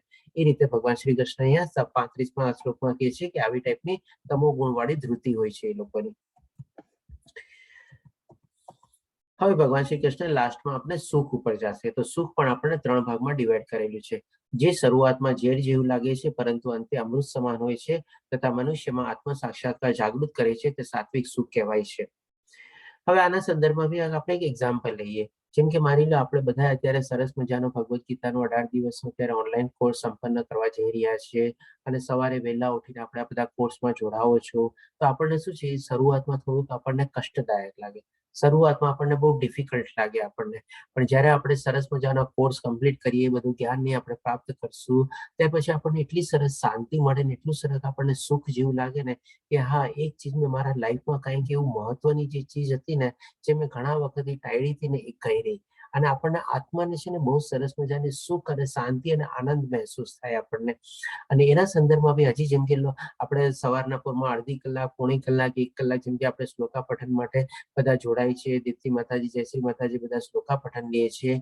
તો એ બધું બી આપણે જયારે કરીએ ને, તો આપણે એક ટાઈપનું વાણીનું તપ થયું, શરીરનું તપ થયું, બંને થયું. અને એ જયારે આપણે સરસ રીતે સંપન્ન કરીએ ને, આપણને ડિફિકલ્ટ લાગે ડેફિનેટલી થોડું ઘણું ઇનિશિયલમાં, પણ એ પછી આપણને બહુ આનંદ આપે. જે લોકો શ્લોક પાઠન માટે જોડાતા બી હોય, સાંભળતા બી હોય ને, એને પણ છે ને સાંભળવાની બહુ સરસ મજા આવે, આમ ગમે. કારણ કે એ બધું છે ને આપણે આત્માનો સ્વભાવ શું છે, આધ્યાત્મિક સ્વભાવ છે, જે આપણે 8મા અધ્યાયમાં જાણ્યું હતું. તો જયારે આવું બધું આપણને મળતું હોય ને, બહુ આપણને ગમે, બહુ આપણને આનંદ આવે અને બહુ સુખ આવે.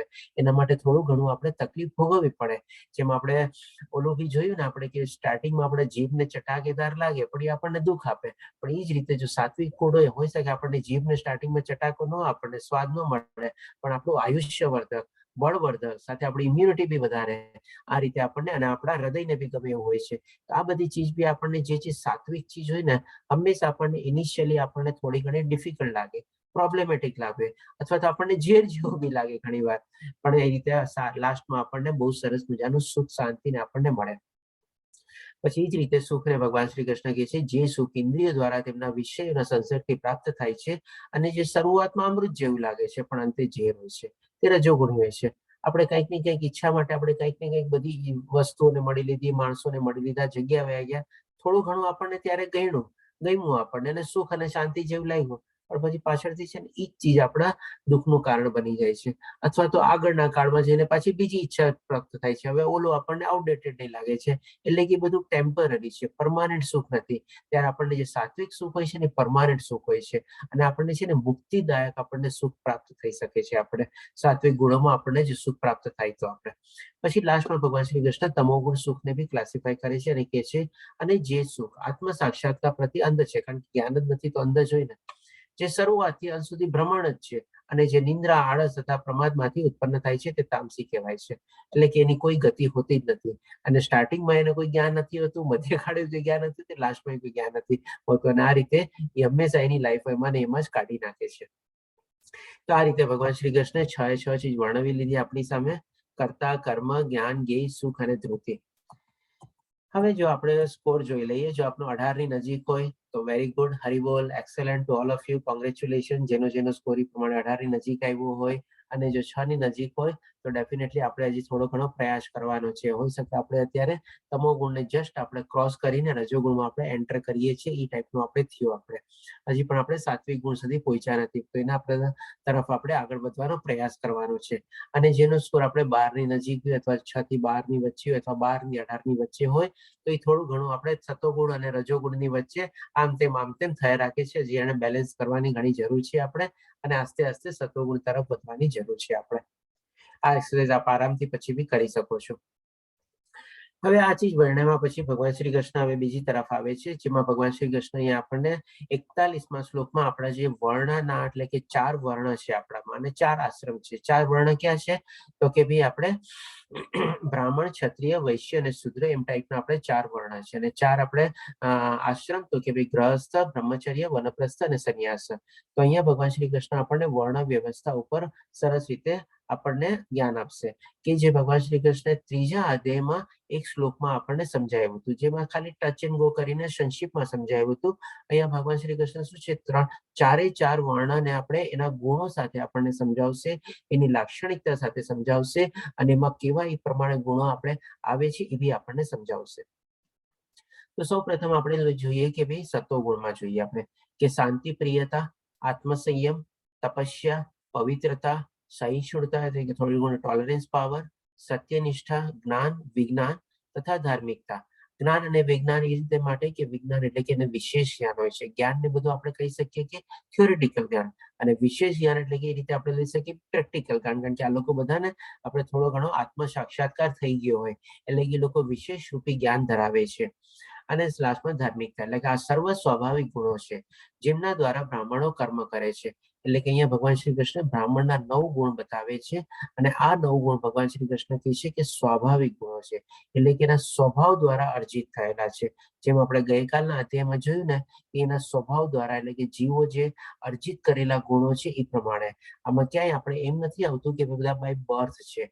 આ સ્વભાવને બધું કેવી રીતે કેળવાય, તો કે ભાઈ ત્રિગુણી માયાના હિસાબે કેળવાય. આપણે જયારે ત્રિગુણી માયાના સંસર્ગમાં આવીએ છીએ, આપણે જેલો બાળકનું એક્ઝામ્પલ લીધો તો હોસ્પિટલથી જશ ઘરે આવ્યો હોય એવી રીતે, તો જયારે એ પ્રમાણે આવ્યું હોય અને ત્રિગુણી માયાના સંસર્ગમાં આવે એ પ્રમાણે સ્વભાવ પ્રમાણે એના બધા ગુણો કેળવાય છે. બર્થ પ્રમાણે નથી હોતા કે ભાઈ ચાલો બ્રાહ્મણને ત્યાં જઈશું એટલે કે આ બધા 9 ગુણ એનામાં ઓલરેડી આવી ગયા, એમ માનવાનું નથી આપણે.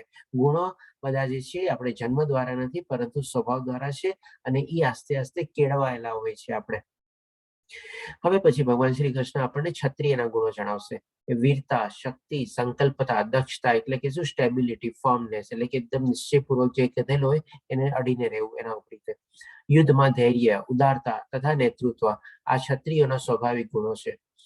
હવે આમાં જેમ કે થોડુંક આપણે સમજી લઈએ કે ભાઈ યુદ્ધમાં ધૈર્ય, યુદ્ધમાં ધૈર્યનો મતલબ શું, કે ભાઈ આપણે જે કાંઈ પણ આપણું કામ ને બધું કરતા હોય ત્યારે તો અર્જુન સામે હતો, એ ક્ષત્રિય હતો, એટલે કે પ્રમાણે યુદ્ધ વર્ણનમાં આવેલો છે. પણ આપણા માટે અત્યારે યુદ્ધ શું છે, આપણે ભૌતિક દુનિયાના આપણે કન્ટિન્યુઅસલી સંઘર્ષ કરતા જ રહીએ છીએ, એ જ આપણા માટે યુદ્ધ છે. તેમાં પણ આપણે થોડી ઘણી પેશન્સ જાળવવાની છે. આપણે ઇન્દ્રિયોને બધાને આપણે કંટ્રોલમાં રાખવાનું છે. શરીર સુખ અને ઇન્દ્રિયોના વિષયોને બી આપણે મનને બી કંટ્રોલમાં રાખવાનું છે. એ બધું આપણું ધૈર્ય આવી ગયું. અને ઉદારતા એટલે શું, કે ભાઈ યુદ્ધમાં ઉદારતા એટલે કે શું, આપણે એક ક્ષમાભાવ કેળવવાનો છે. ક્ષત્રિયમાં બી છે ને ક્ષમાભાવ હોય. આપણે જયારે યુદ્ધ ભૂમિમાં બી આપણે એ જ રીતે લિટરલ સેન્સમાં લઈએ, યુદ્ધ ભૂમિમાં બી ક્યારે કોઈ નિશસ્ત્ર હોય એના ઉપર આપણે શસ્ત્રનો ચલાવવાના હોય, અથવા તો કોઈ આવીને શરણાગતિ લે, અથવા કોઈ આવીને માફી માંગે, તો આપણે ઉદારતા દાખવીને, ક્ષત્રિયને ઉદારતા દાખવીને એને માફ કરવો જોઈએ, આપણે ક્ષમા આપવો જોઈએ. તો એવી જ રીતે આપણી લાઈફમાં બી આપણે ઉદારતા દાખવવાની છે. આપણે જયારે બી એવું કોઈકનાથી કંઈક એવી ભૂલ થઈ ગઈ હોય અને આવીને ક્ષમા માંગે તો આપણે ઉદારતા દેખાડીને આપણે ક્ષમા આપવાની છે, જો આપણામાં ક્ષત્રિય ગુણો હોય તો એ પ્રમાણે. અને નેતૃત્વ એટલે કે એક ટાઈપની લીડરશિપ ક્વોલિટી. આ રીતે ભગવાન શ્રી કૃષ્ણ 7 ગુણ વર્ણવે છે. શેના કે છે, તો કે ક્ષત્રિયોના 7 ગુણો છે. અને એના માટે પણ ભગવાન શ્રી કૃષ્ણ શું કે છે, સ્વાભાવિક ગુણો છે. ક્યાંય એમ નથી કહેતા કે ભાઈ બધા જન્મીય ગુણ છે, બધા સ્વાભાવિક ગુણ તરીકે ભગવાન શ્રી કૃષ્ણ વર્ણવે છે. હવે ભગવાન શ્રી કૃષ્ણ વૈશ્ય અને શુદ્રના ગુણ કહે છે આપણને, કે ખેતી, ગૌરક્ષા અને વેપાર એ વૈશ્યોના સ્વાભાવિક કર્મ છે. એટલે કે અહીંયા જે કર્મ બી આ લોકો જે કરે છે વૈશ્ય લોકો, એ પણ એના સ્વભાવ પ્રમાણે, ગુણ પ્રમાણે, એની કાબિલિયત પ્રમાણે, એની લાયકાત પ્રમાણે એ લોકો કર્મ કરે છે. અને શ્રમ તથા બીજાઓની સેવા કરવી એ શૂદ્રોના કર્મ છે. હવે આ ચીજને થોડી છે ને આપણે સમજી લઈએ ડિટેલમાં, કારણ કે આજની તારીખમાં ખેતી, ગૌરક્ષા અને એ બધું આપણે બહુ ઓછું છે. બધાને ગૌરક્ષાનું મિનિંગ બી આપણે એ રીતે સમજીએ.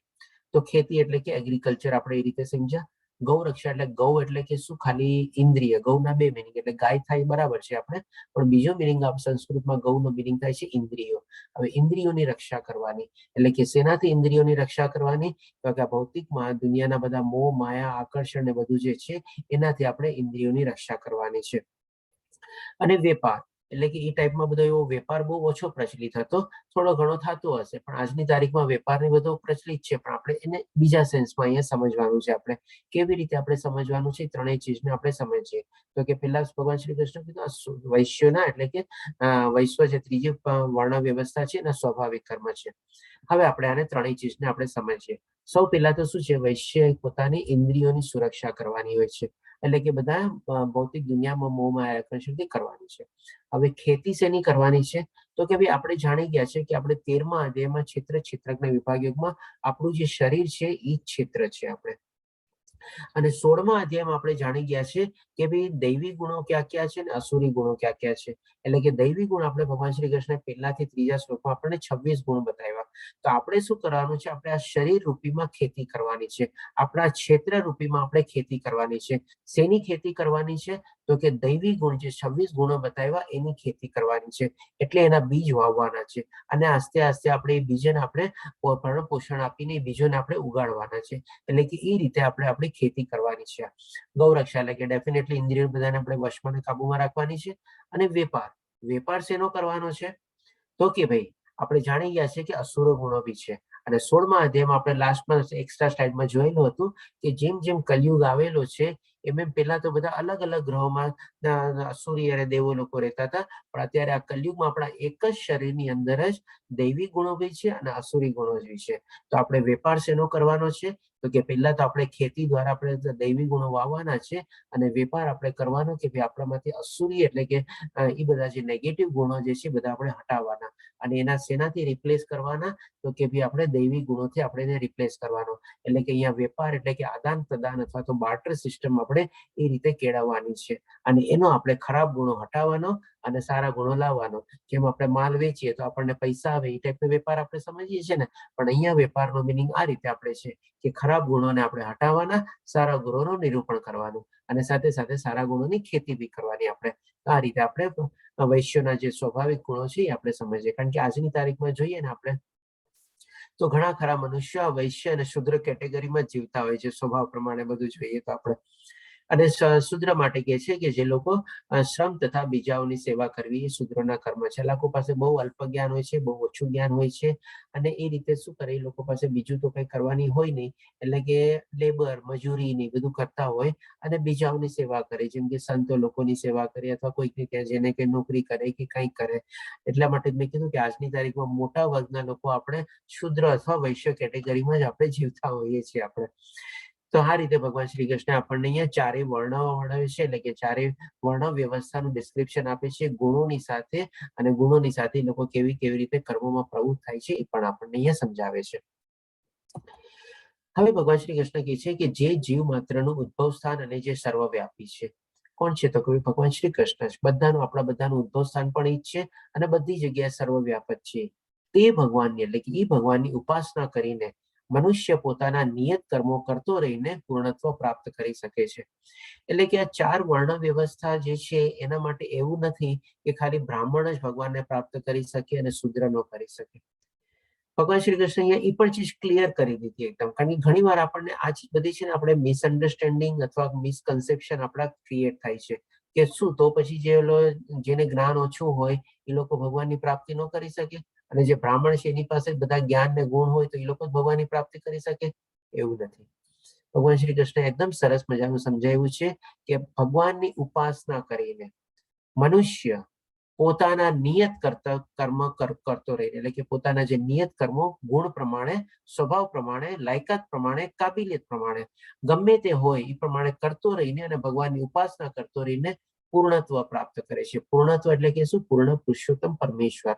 બે ચીજ છે અહીંયા. પૂર્ણ એટલે કે પૂર્ણ પુરુષોત્તમ પરમેશ્વરનું પૂર્ણ લીધું, અને આપણે આ તત્વ એટલે કે આપણે આત્મા એટલે કે પૂર્ણ પુરુષોત્તમ પરમેશ્વરને આપણે પ્રાપ્ત કરી શકીએ છીએ, એટલે કે ભગવાનની પ્રાપ્તિ કરી શકીએ છીએ ગમે તે વર્ણ વ્યવસ્થામાં એ જીવતો હોય, ગમે તેવા નીચલામાં નીચલા કામમાં બી પ્રવૃત્ત થતો હોય તો પણ એ ભગવાનની ભક્તિ કરી શકે છે, ભગવાનની ઉપાસના કરી શકે છે. ભગવાનના દ્વાર બધા માટે ખુલ્લા છે.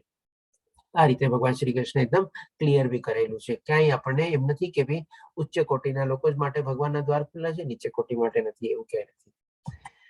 હવે અહીંયા ભગવાન શ્રી કૃષ્ણ સાથે આપણને જે આજના કાળમાં આપણે બહુ સરસ રીતે સમજવાની ચીજ છે કે ભાઈ આપણે આપણા કેવી જે બધા ઓક્યુપેશન ને બધામાં આપણે ઇન્વોલ્વ હોઈએ છીએ, આપણે કેવી રીતે ચૂઝ કરવો જોઈએ, એના માટે આપણને હલકીથી ભગવાન શ્રી કૃષ્ણ વોર્નિંગ સિગ્નલ બી આપણને આપે છે. અને આ શ્લોકમાં ભગવાન શ્રી કૃષ્ણ 3 ચીજ દ્વારા એકદમ સ્પષ્ટ કરી દે છે કે જેનો જે ગુણ હોય, જેનો જે સ્વભાવ હોય, જેની જે કાબિલિયત હોય, જેની જે લાયકાત હોય, એ ચીજ પ્રમાણે એને પોતાનું કર્મ અથવા નિયત કર્મ અથવા સ્વધર્મ ચૂઝ કરવો જોઈએ. અને ભલે દોષયુક્ત હોય તો બી એમાં એને પાપ બી નથી લાગતું, અને બધું ભગવાન શ્રી કૃષ્ણ આપણને બહુ સરસ ક્લિયર કરીને આ એક જ શ્લોકમાં આપણને સમજાવશે. બહુ ઊંડો શ્લોક છે, આપણે જોઈએ. આપણે તો અન્ય કોઈના એટલે કે શું? બીજા કોઈના સ્વધર્મ રૂપ, એટલે કે માની લો કોઈકનો સ્વધર્મ રૂપ છે કે એ આ એક એક્ટિવિટીમાં ઇન્વોલ્વ છે, કર્મને સ્વીકારીને તેને સારી રીતે કરવા કરતા પોતાના નિયત સ્વધર્મ કર્મને કરતા રહેવું વધારે સારું છે. હવે આના સંદર્ભમાં છે ને કે આપણે એક્ઝામ્પલ લઈએ કે આજની તારીખમાં ઘણા લોકોને શું હોય છે કે ઓલી લાઈન ચૂઝ કરી.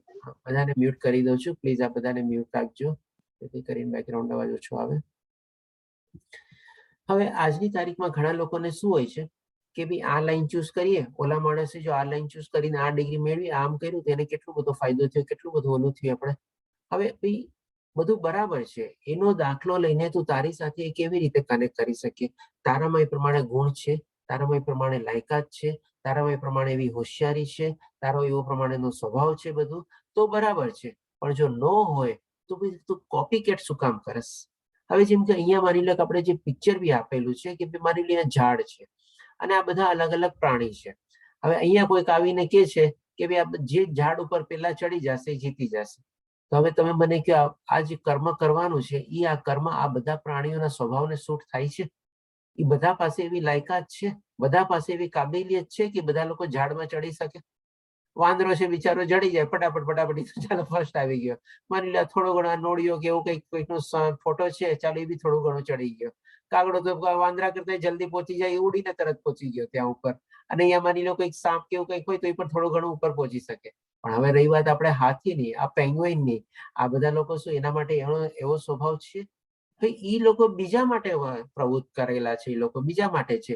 જેમ કે હાથીનું કામ શું, મોટા મોટા લાકડા અને બધા ઉપાડીને એક જગ્યાએથી બીજી જગ્યાએ લઈ જવા, તો એના માટે હાથીનું કામ છે. એના માટે આપણને વાંદરો કામમાં ન આવે. એટલે કે શું, જે માણસ જેના પ્રમાણ માટે બનેલું છે, જેવી જેની લાયકાત છે, યોગ્યતા છે, કાબિલિયત છે અને પ્રમાણે ગુણ છે, એ પ્રમાણે એને પોતાનું ચૂઝ કરવું જોઈએ અને એમાં આગળ વધવું જોઈએ. આ ચીજ પહેલી ચીજ ભગવાન શ્રી કૃષ્ણે કીધું કે કોપી નહીં કરવાની કોઈને. એ થઈ. પછી કે છે ભલે પછી તે શક્તિયુક્ત રીતે કરવામાં આવતું હોય. એટલે કે શું શક્તિયુક્ત કરવામાં આવતું હોય? પોતાનો સ્વધર્મ. એટલે કે ભાઈ બધા લોકો પહેલેથી કોઈ એક્સપર્ટ નથી હોતા, બધા લોકો અહીંયા આવીને શીખે જ છે બધું. એટલે કે હોઈ શકે સ્ટાર્ટિંગમાં થોડી ઘણી એવી ભૂલ થતી હોય, થોડા ઘણા એવા દોષ હોતા હોય, પણ જેમ જેમ એ પ્રેક્ટિસ કરે, જેમ જેમ યજ્ઞમાં આગળ વધે, એમાં પણ સરસ મજાનું હોશિયાર થઈ જાય. એટલે કે માનીને થોડી ઘણી ભૂલ કરીને આગળ વધતો હોય તો એને વધવા દેવાનું. ભલે પછી તેને શક્તિયુક્ત એટલે કે ખામીયુક્ત વાળું હોય એ રીતે ભગવાન શ્રી કૃષ્ણ વર્ણવે છે. પણ એને પોતાનો જ આપણે કામ આગળ વધારવાનું. હવે જેમ કે આપણે અહીંયા એ રીતે દાખલો લઈએ, માની લો વાંદરો, વાંદરાને ચડતા તો આવડે છે, પણ એ આડી અવળી રીતે ચડતો હોય, હજી એને સ્ટાર્ટિંગના પ્રેક્ટિસ ન થઈ હોય, એટલે નવો હજી નાનો મોટો થયો હોય, પણ એ આસ્તે આસ્તે શીખી જાય ને, પ્રેક્ટિસ કરે. પછી કેવો ફટાક દઈને ચડી જાય વાંદરો બી ઝાડ ઉપર ને એવી રીતે. અને ત્રીજી ચીજ ભગવાન શ્રી કૃષ્ણ અહીંયા કહે છે, પોતાના સ્વભાવ પ્રમાણેનું નિર્દિષ્ટ કર્મ કદાપી પાપથી પ્રભાવિત થતું નથી. એટલે કે પોતાના સ્વભાવ પ્રમાણે, પોતાના ગુણ પ્રમાણે, પોતાની લાયકાત પ્રમાણે, પોતાની કાબિલિયત પ્રમાણે બધા વર્ણો ફરીથી રિપીટ કરું છું જેથી આપના માઇન્ડમાં એકદમ સરસ રીતે ઇન્સ્ટોલ થઈ જાય. કદાપી પાપથી પ્રભાવિત થતું નથી. એટલે કે આ રીતે બધું ચીજ એને પોતાનો એક સ્વધર્મ ચૂઝ કરી લીધો હોય. અને એમાં કઈ માની લો, જેમ કે આપણે એક્ઝામ્પલ લઈએ, માની લો એક સૈનિક છે, જેને પોતાની કાબિલિયત, લાયકાત બધા પ્રમાણે પોતે કીધું કે મારે સૈનિક બનવું છે. હવે જયારે બોર્ડર ઉપર લડવા જાય, 500,000 માણસને મારી નાખે તો શું એને પાપ લાગવાનું છે? નથી લાગવાનું પાપ એને. એ રીતે ભગવાન શ્રી કૃષ્ણ કહે છે કે પોતાના સ્વભાવ પ્રમાણે નિર્દિષ્ટ કર્મ કદાપી પ્રાપ્તથી પ્રભાવિત થતું નથી. એમાં કોઈ જાતનું એને પાપ નહીં લાગે. એટલે કે 3 સરસ ચીજ ભગવાન શ્રી કૃષ્ણ આપણને દેખાડે છે અને સમજાવે છે. આ ચીજ જો આપણે આપણી લાઈફમાં આજની તારીખમાં ઇમ્પ્લિમેન્ટ કરીએ ને, તો બી આપણી લાઈફ બહુ સરસ રીતે, સરળ રીતે થઈ શકે. કારણ કે આજની તારીખમાં આપણે શું વધારે કોપી કેટ કરવામાં જઈએ છીએ. કોપી કેટ કરવામાં કોઈ ફાયદો નથી. પોતાના પ્રમાણે જે આપણને સૂટ થતું હોય એ ચીજ આગળ વધો. ભલે એમાં ભૂલ થાય, પ્રેક્ટિસ કરો, એક્સપર્ટ થઈ જશો. અને એમાં કોઈ એવું જાતનું કોઈ પાપ બી આપણને લાગતું નથી. બહુ સરસ મજાનો શ્લોક છે આજની તારીખમાં યંગસ્ટર લોકોને જેને પોતાની લાઈફ અને કેરિયર ચૂઝ કર્યું હોય એના માટે બહુ કામનો શ્લોક છે. હવે અહીંયા ભગવાન શ્રી કૃષ્ણ આપણને જોઈએ કે આપણે જેમ મેં તમને સ્ટાર્ટિંગમાં કીધું હતું ને, ભગવાન શ્રી કૃષ્ણ આપણને ફ્લાઇટ જર્ની આખી કરાવવાના છે. હવે અત્યારે ટેક ઓફ સ્ટેજમાં આવી ગયું છે આપણે. એટલે કે અત્યાર સુધી આપણે રનવે ઉપર દોડતા હતા, એટલે કર્મ ઉપર જ ભગવાન શ્રી કૃષ્ણ આપણને સ્ટ્રેસ કરીને આપણને 47મા શ્લોક સુધી સમજાવ્યું. હવે અહીંયાથી આપણે ફ્લાઇટ ટેક ઓફ થઈ ગયું છે ને, હવે ભગવાન આપણને જ્ઞાન આપશે આપણને. એટલે જ્ઞાન યોગ હવે શરૂ થશે. કર્મયોગ અહીંયા પૂરો થયો, આપણે જ્ઞાન યોગ હવે પાછું શરૂ થશે. જેમ આપણે જોયું કે 18મા અધ્યાયમાં બધી ચીજ ભગવાન શ્રી કૃષ્ણ આવરેલી છે. જે આત્મસંયમી અને અનાસક્ત છે અને જે સર્વ ભૌતિક ભોગોની પરવા કરતો નથી, તે સંન્યાસના અભ્યાસ દ્વારા કર્મફળમાંથી મુક્તિની સર્વોચ્ચ સિદ્ધિ અવસ્થા પ્રાપ્ત કરી શકે છે.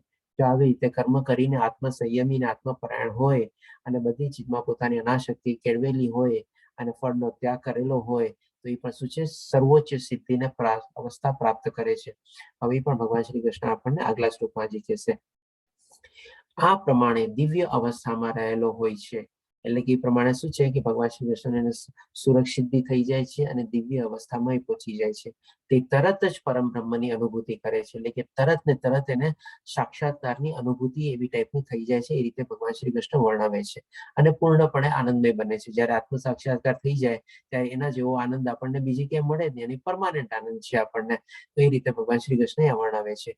તે કદાપી શોક કરતો નથી. પછી શોક જ શેનો, આનંદ જ આનંદ છે. જ્યારે આપણને આત્મ સાક્ષાત્કારની થઈ ગયો ત્યારે કે કશાયની કામના પણ કરતો નથી. શેની કામના કરે? જે મળવાનું હતું એ બધું મળી ગયું. હવે કામના વિશેનું કરવું, શોક વિશેનું કરવું, બધું ઓટોમેટિકલી ગાયબ.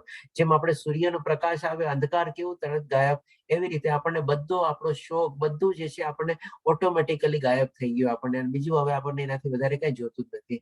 તે જીવ માત્ર પર સંભાવ રાખે છે. એટલે કે બધા જીવો પ્રત્યે ઇક્વલ દ્રષ્ટિએ કે સમત્વ ભાવથી જોવે છે. તે અવસ્થામાં તે મારી શુદ્ધ ભક્તિ પામે છે. એટલે કે હવે ભગવાન શ્રી કૃષ્ણ આપણને ટેક ઓફ બી કરી દીધું, સારી એવી ફ્લાઇટ હાઇટ બી ગેઇન કરી દીધી છે. એકદમ સરસ મજાની ક્રુઝિંગ સ્પીડ ઉપર આપણું ફ્લાઇટ જાય છે. હવે અહીંયા ભગવાન શ્રી કૃષ્ણ આપણને ભક્તિ આપણને આપશે. એટલે કે આપણે ભક્તિ યુગમાં હવે આપણે એન્ટર થઈએ છીએ. એ રીતે ભગવાન શ્રી કૃષ્ણ કહે છે તે મારી શુદ્ધ ભક્તિ પામે છે. એટલે કે ભક્તિ કેવી રીતે પામવી એની બી આપણે સરસ મજાની ભગવાન શ્રી કૃષ્ણ એલિજિબિલિટી કન્ડિશન આપણને બતાવી દીધી. તો હવે કહે છે 55મા શ્લોકમાં, મને કેવળ ભક્તિ દ્વારા જ પૂર્ણ પુરુષોત્તમ પરમેશ્વર તરીકે મૂળરૂપ જાણી શકાય છે. અને આવી ભક્તિ વડે જ્યારે મનુષ્ય મારી પૂર્ણ ચેતનામાં હોય છે ત્યારે તે વૈકુંઠ જગતમાં પ્રવેશ કરી શકે છે. મેં કીધું હતું ને, ભગવાન શ્રી કૃષ્ણ આપણને વૈકુંઠ પહોંચાડીને છોડશે. આપણને વૈકુંઠ સુધી આપણને એન્ટ્રી દ્વાર સુધી આપણને ભગવાન શ્રી કૃષ્ણ લઈ આવ્યા. સરસ મજાની આખી ફ્લાઇટ જર્નીમાં પહેલા આપણને રનવે ઉપર દોડાવ્યા, પછી આપણને જ્ઞાન આપ્યું, પછી આપણને ભક્તિનું સમજાવ્યું અને હવે આપણને અત્યારે વૈકુંઠ દ્વાર સુધી આપણને ભગવાન શ્રી કૃષ્ણ આપણને પહોંચાડી દીધા. આ રીતે જો આપણે સરસ મજાની ભગવાનની ભક્તિ કરતા હોઈએ અને ભગવાનની દ્વિભુજા રૂપમાં આપણે ભક્તિ કરતા હોઈએ, ભગવાનનું સરસ મજાનું ધ્યાન ધરતા હોઈએ, પૂજા કરતા હોઈએ, અર્ચના કરતા હોઈએ, સ્તુતિ કરતા હોઈએ, તો એ રીતે જો આપણી જે સંપૂર્ણ ભક્તિ થાય તો ભગવાન શ્રી કૃષ્ણ કહે છે હંમેશા મારી પૂર્ણ ચેતનામાં જીવતો હોય છે અને તે વૈકુંઠ જગત સુધી પણ પ્રવેશ પામી શકે છે. આ રીતે ભગવાન શ્રી કૃષ્ણ આપણને સમજાવે છે. હવે ભગવાન શ્રી કૃષ્ણ આપણને કહે છે કે મારા રક્ષણમાં, એટલે કે જેવું આપણે આ રીતે ભગવાનની ભક્તિ હોય ત્યારે ભગવાનનું આપણને પ્રોટેક્શન મળી જાય છે. જેમાં 9મા અધ્યાયમાં 22મા શ્લોકમાં ભગવાને કીધું હતું ને કે મારા ભક્તોની જરૂરિયાત પૂરી પાડું છું અને એની પાસે જે છે એનું રક્ષણ બી કરું છું. એટલે કે આપણે હવે અત્યારે દૈવી રક્ષણમાં આવી જઈએ છીએ જ્યારે આવી રીતે ભગવાનની ભક્તિ કરતા હોઈએ. મારા રક્ષણમાં રહેલો મારો શુદ્ધ ભક્ત બધા પ્રકારના કાર્યો કરતો હોવા છતાં મારી કૃપાથી સનાતન તથા અવિનાશી ધામને પામે છે. અહીંયા આપણે સરસ મજાનો શ્રીલા પ્રભુપાદજીનો ફોટો છે, જેમણે પોતાની લાઈફના લગભગ 40 થી 50 વર્ષ આખી કૃષ્ણા કોન્શિયસનેસ મુવમેન્ટ ફેલાવવામાં ગાળી નાખ્યા. આવા લોકો બધા ડેફિનેટલી ઈચ્છે કે ભગવાનનું સનાતન ધામ પામવાના જ છે.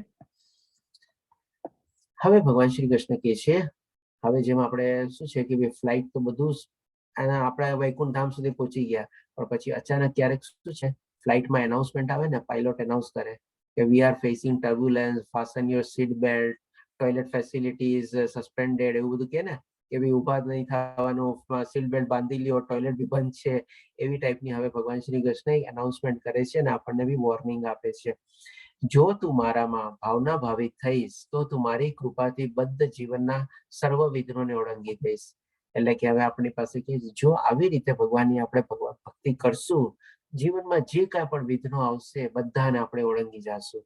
પરંતુ જો નહીં કરીએ તો હવે વોર્નિંગ આવી આપણે, જો મિથ્યા અહંકાર વશ તું આવી ચેતના ભાવનામાં કાર્ય કરીશ નહીં અને મારી વાત સાંભળીશ નહીં તો તું નષ્ટ થઈ જઈશ. એટલે કે હવે આપણી પાસે એકદમ વોર્નિંગ સિગ્નલ આવી ગઈ છે. ભગવાન શ્રી કૃષ્ણ આપણને ક્લિયર કટ એકદમ વોર્નિંગ આપેલી છે કે જો આવી ભાવનાથી તું મારામાં નહીં ચિત્ત તારું મન પરો અથવા મારામાં તું ભાવના ભક્તિમાં તું નહીં પરોવા પોતાની જાતને અને મારી વાત બી નહીં સાંભળ તો તું નષ્ટ થઈ જાય છે. એટલે કે ગઈ આપણે આપણું જીવન આખું ગયું આપણું બેકાર.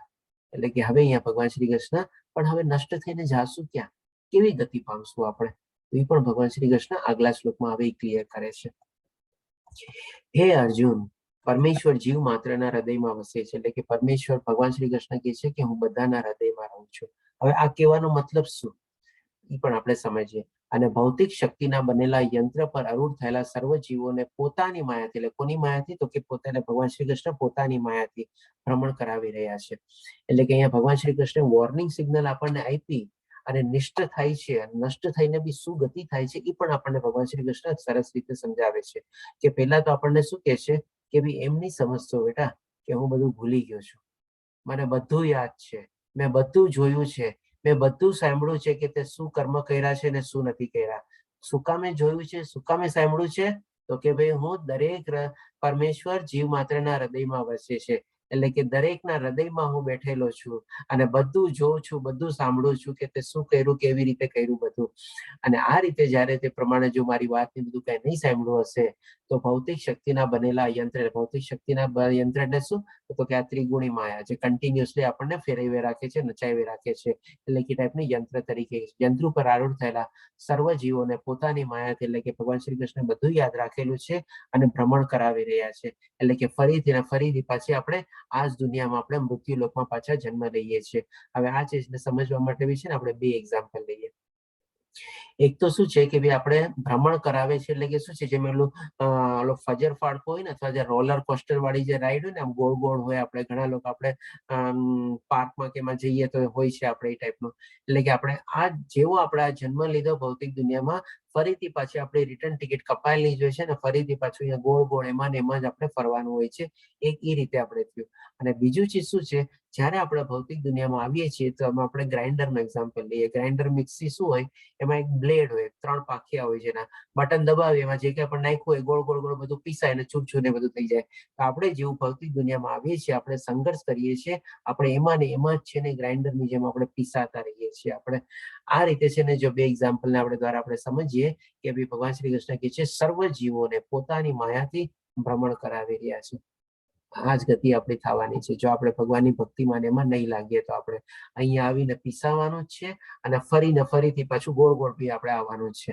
આ રીતે આપણે ભગવાન શ્રી એક શ્લોકમાં કેટલું સરસ રીતે સમજાવે છે, રીઝન બી બતાવી દે છે કે મને બધું યાદ રહે છે એ રીતે, કારણ એવું બધાના હૃદયમાં રહેલો છું.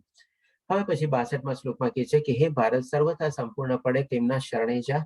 એટલે કે અલ્ટિમેટ સોલ્યુશન શું, તો કે ભગવાન શ્રી કૃષ્ણ કહે છે એમના શરણે જવાનું, તેમની કૃપાથી તું પરમ શાંતિ તથા સર્વોપરી સનાતન ધામ પ્રાપ્ત કરીશ.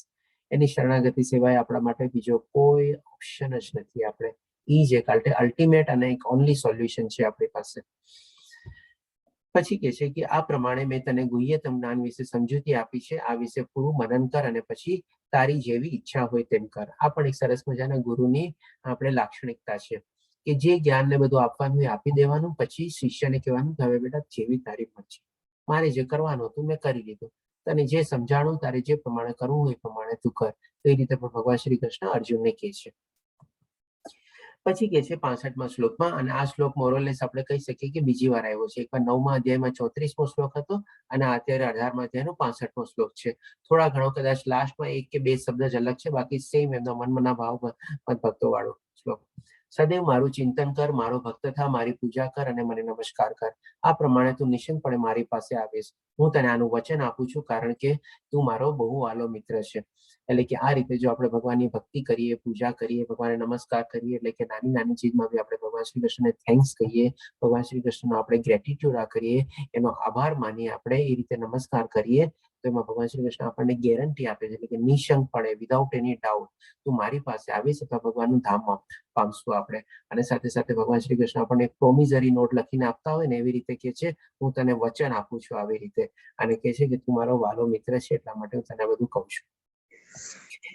હવે પછી હજી કે છે ભગવાન શ્રી કૃષ્ણ 66મા શ્લોકમાં, સર્વ પ્રકારના ધર્મોનો ત્યાગ કર અને મારી શરણમાં આવી જા, તારો સર્વ પાપોમાંથી ઉદ્ધાર કરીશ, ડરીશ નહીં. અહીંયા પણ આપણે બહુ સરસ મજાની સમજવાની છે કે જ્યારે આપણે ભગવાનની શરણાગતિ લઈએ છીએ ત્યારે ભગવાન શ્રી કૃષ્ણના કહેવા પ્રમાણે શું છે કે આપણે કંઈક ને કંઈક તો પાપ કર્યા જ હોય. તો એ માટે ભગવાન શ્રી કૃષ્ણ આપણને કહે છે કે ડર નહીં બેટા, જો તું મારી શરણાગતિ લઈશ ને તો હું તને બધા પાપોમાંથી બી ઉદ્ધાર કરીશ. એટલે કે જેમ આપણે ઘણીવાર આપણા મા બાપ પાસે જઈએ, આપણે પૂરેપૂરું સરેન્ડર થઈ જઈએ અને બધા આપણા મા બાપ બી આપણને કે ઠીક છે બેટા ચાલ, જે થઈ ગયું એવી રીતે. હવે આના સંદર્ભમાં એક આપણે એક્ઝામ્પલ બી આપું કે કોઈક ધર્મમાં એવું શું હોય છે કે ભાઈ પાદરી પાસે જાય અને એમાં કન્ફેશન બોક્સ હોય છે. હવે ઈ જાય પાદરી પાસે ને એને કહે કે ભાઈ મારે મારી શરણાગતિ લેવી છે, તો મારે મારી ભૂલને બધી કબૂલાત કરવી છે. તો પાદરી એને શું કે કન્ફેશન બોક્સમાં જાઓ, દરવાજોને બંધ કરે, તમારે જે બોલવું હોય તમે બોલી દો.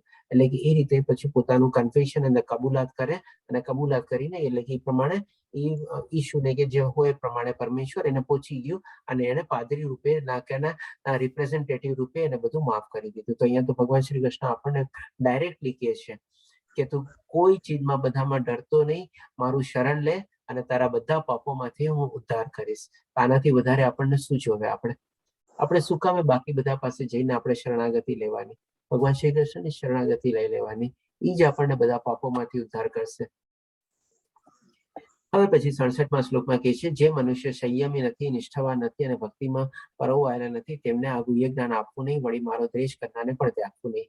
હવે અહીંયાથી બધાને જે થોડા 4-5 શ્લોક છે ને, એ આપણા માટે છે. આપણે અર્જુન મારફત ભગવાન શ્રી કૃષ્ણ આપણને કહે છે કે આ જે જ્ઞાન આપણે અત્યારે બધા લઈ રહ્યા છે, એ જ્ઞાન કોને ન આપવાનું ને પહેલા કહે છે. પછી જે આપણે બધા જ્ઞાન લઈ રહ્યા છે એના માટે બી સરસ રીતે વર્ણવશે કે એના બી બધા શું ફાયદા છે. એ રીતે ભગવાન શ્રી કૃષ્ણ આગળના શ્લોકમાં કહે છે. પણ પહેલા અહીંયા કહે છે કે કોને ન આપવું જોઈએ એ જ્ઞાન કહે છે, કે જે મનુષ્ય સંયમી નથી. સંયમ શેની રીતે કે જે પોતાની ઇન્દ્રિયોને ઇન્દ્રિયોને વશમાં રાખવા માટે માનતો જ નથી, ખાલી માને છે કે ભાઈ ભૌતિક દુનિયા તો બધું આનંદ અને સુખ ને કેળવવા માટે છે, ઇન્દ્રિયો સુખ અને શરીર તૃપ્તિ માટે જ છે. એટલે કે આ રીતે સંયમી નથી, નિષ્ઠાવાન નથી, અને કોઈ ભગવાનમાં નિષ્ઠા ને બધું કઈ છે જ નહીં, ભક્તિમાં બી પરોવાયેલો નથી, અને જેમને ગુહ્ય જ્ઞાન એટલે કે આત્મજ્ઞાન બી કાંઈ નથી. કારણ કે આત્મજ્ઞાન છે ને ગુહ્ય જ્ઞાન કહેવાય.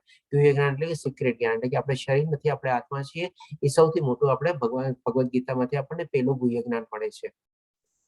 અને વળી મારો દ્વેષ કરનાર પણ છે, એટલે કે ભગવાનની પણ ઈર્ષા કરતો હોય તો પછી આ બધા લોકોને, આવા 4 ટાઈપના માણસોને ભગવાન શ્રી કૃષ્ણ વર્ણવે છે કે એને આ જ્ઞાન આપવું નહીં.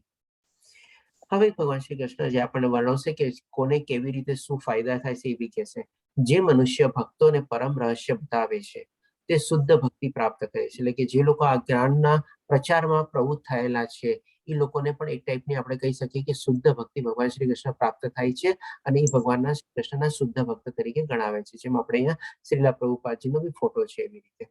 અને અંતે તે મારી પાસે પાછો આવશે. એટલે કે એ પણ એક ટાઈપનું ભગવાન શ્રી કૃષ્ણ એશ્યોરન્સ આપી દે છે કે જે લોકો આ બધા ભગવાન શ્રી કૃષ્ણની જે કૃષ્ણ કોન્શિયસનેસ મુવમેન્ટ ફેલાવવામાં લાગેલા છે એ પણ ભગવાનના શુદ્ધ ભક્ત છે, એની ભક્તિ બી પ્રાપ્ત થાય છે અને ભગવાન પાસે પાછા જાય છે. એ રીતે કન્ફર્મેશન આપી દે છે.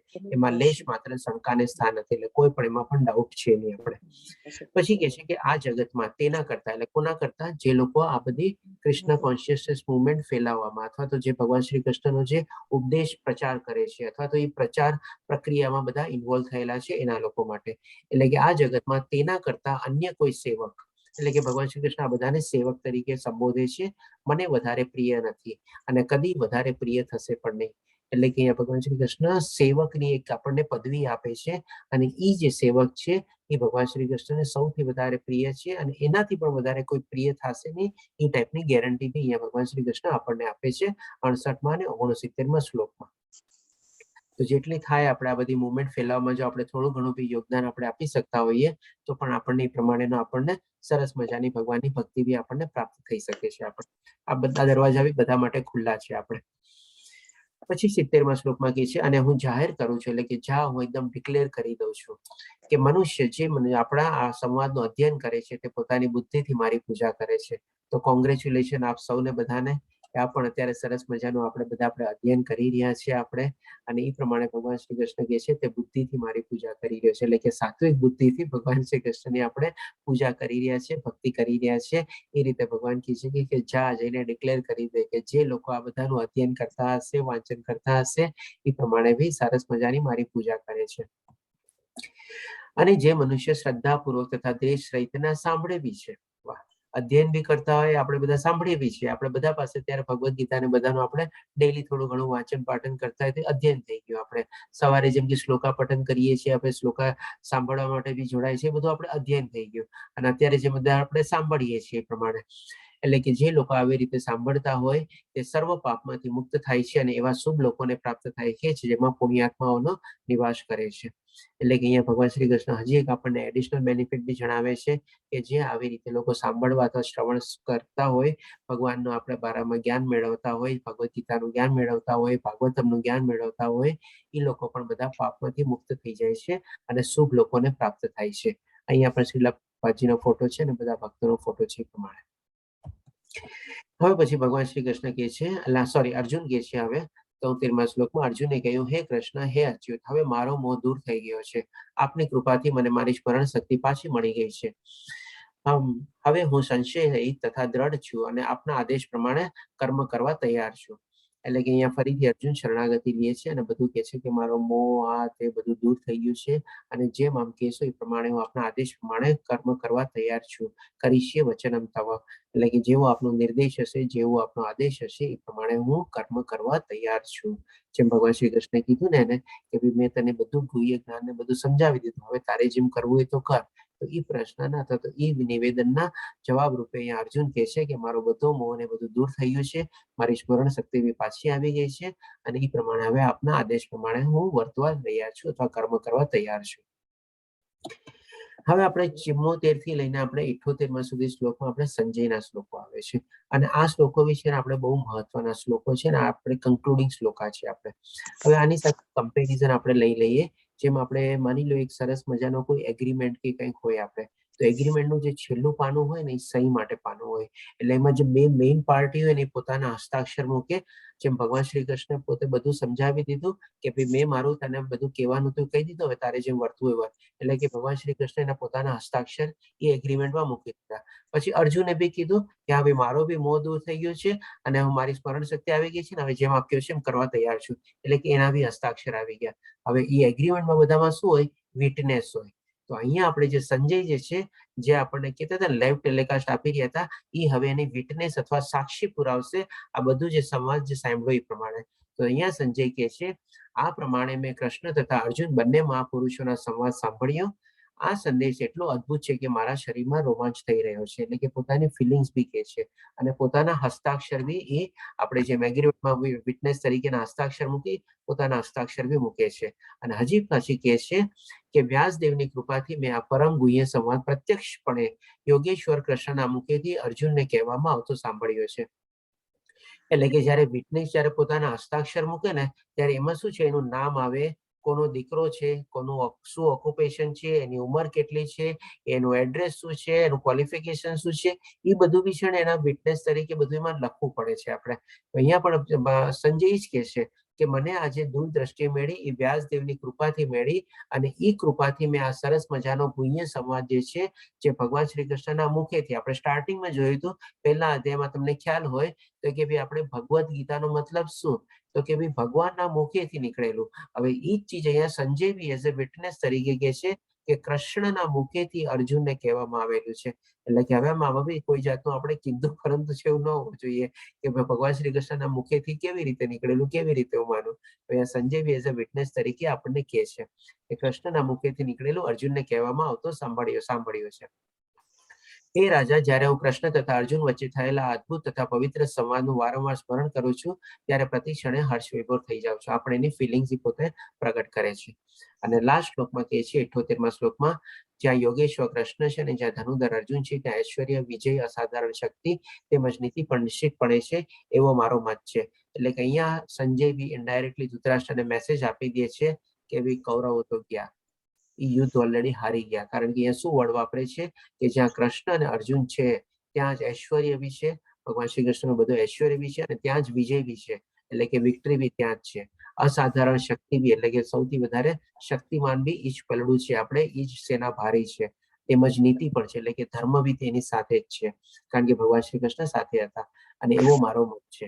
હવે આ બી આપણે તમે જોશો પહેલા અધ્યાયમાં આપણે 9 રીઝન લીધા હતા, તો એ આપણે આ શ્લોકમાંથી જ આપણે ટાંકવેલો છે. આપણે આ રીતે સંજય કહે છે કે એવો મારો મત છે. એટલે કે ધૃતરાષ્ટ્રને ઓલરેડી એને કહી પણ દીધું ઇનડાયરેક્ટલી કે ભાઈ કૌરવોની હાર નિશ્ચિત છે અને પાંડવોની જીત નિશ્ચિત છે.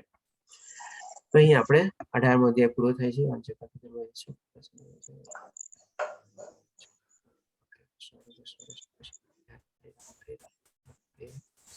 ઓમ તત્સત. કૃષ્ણ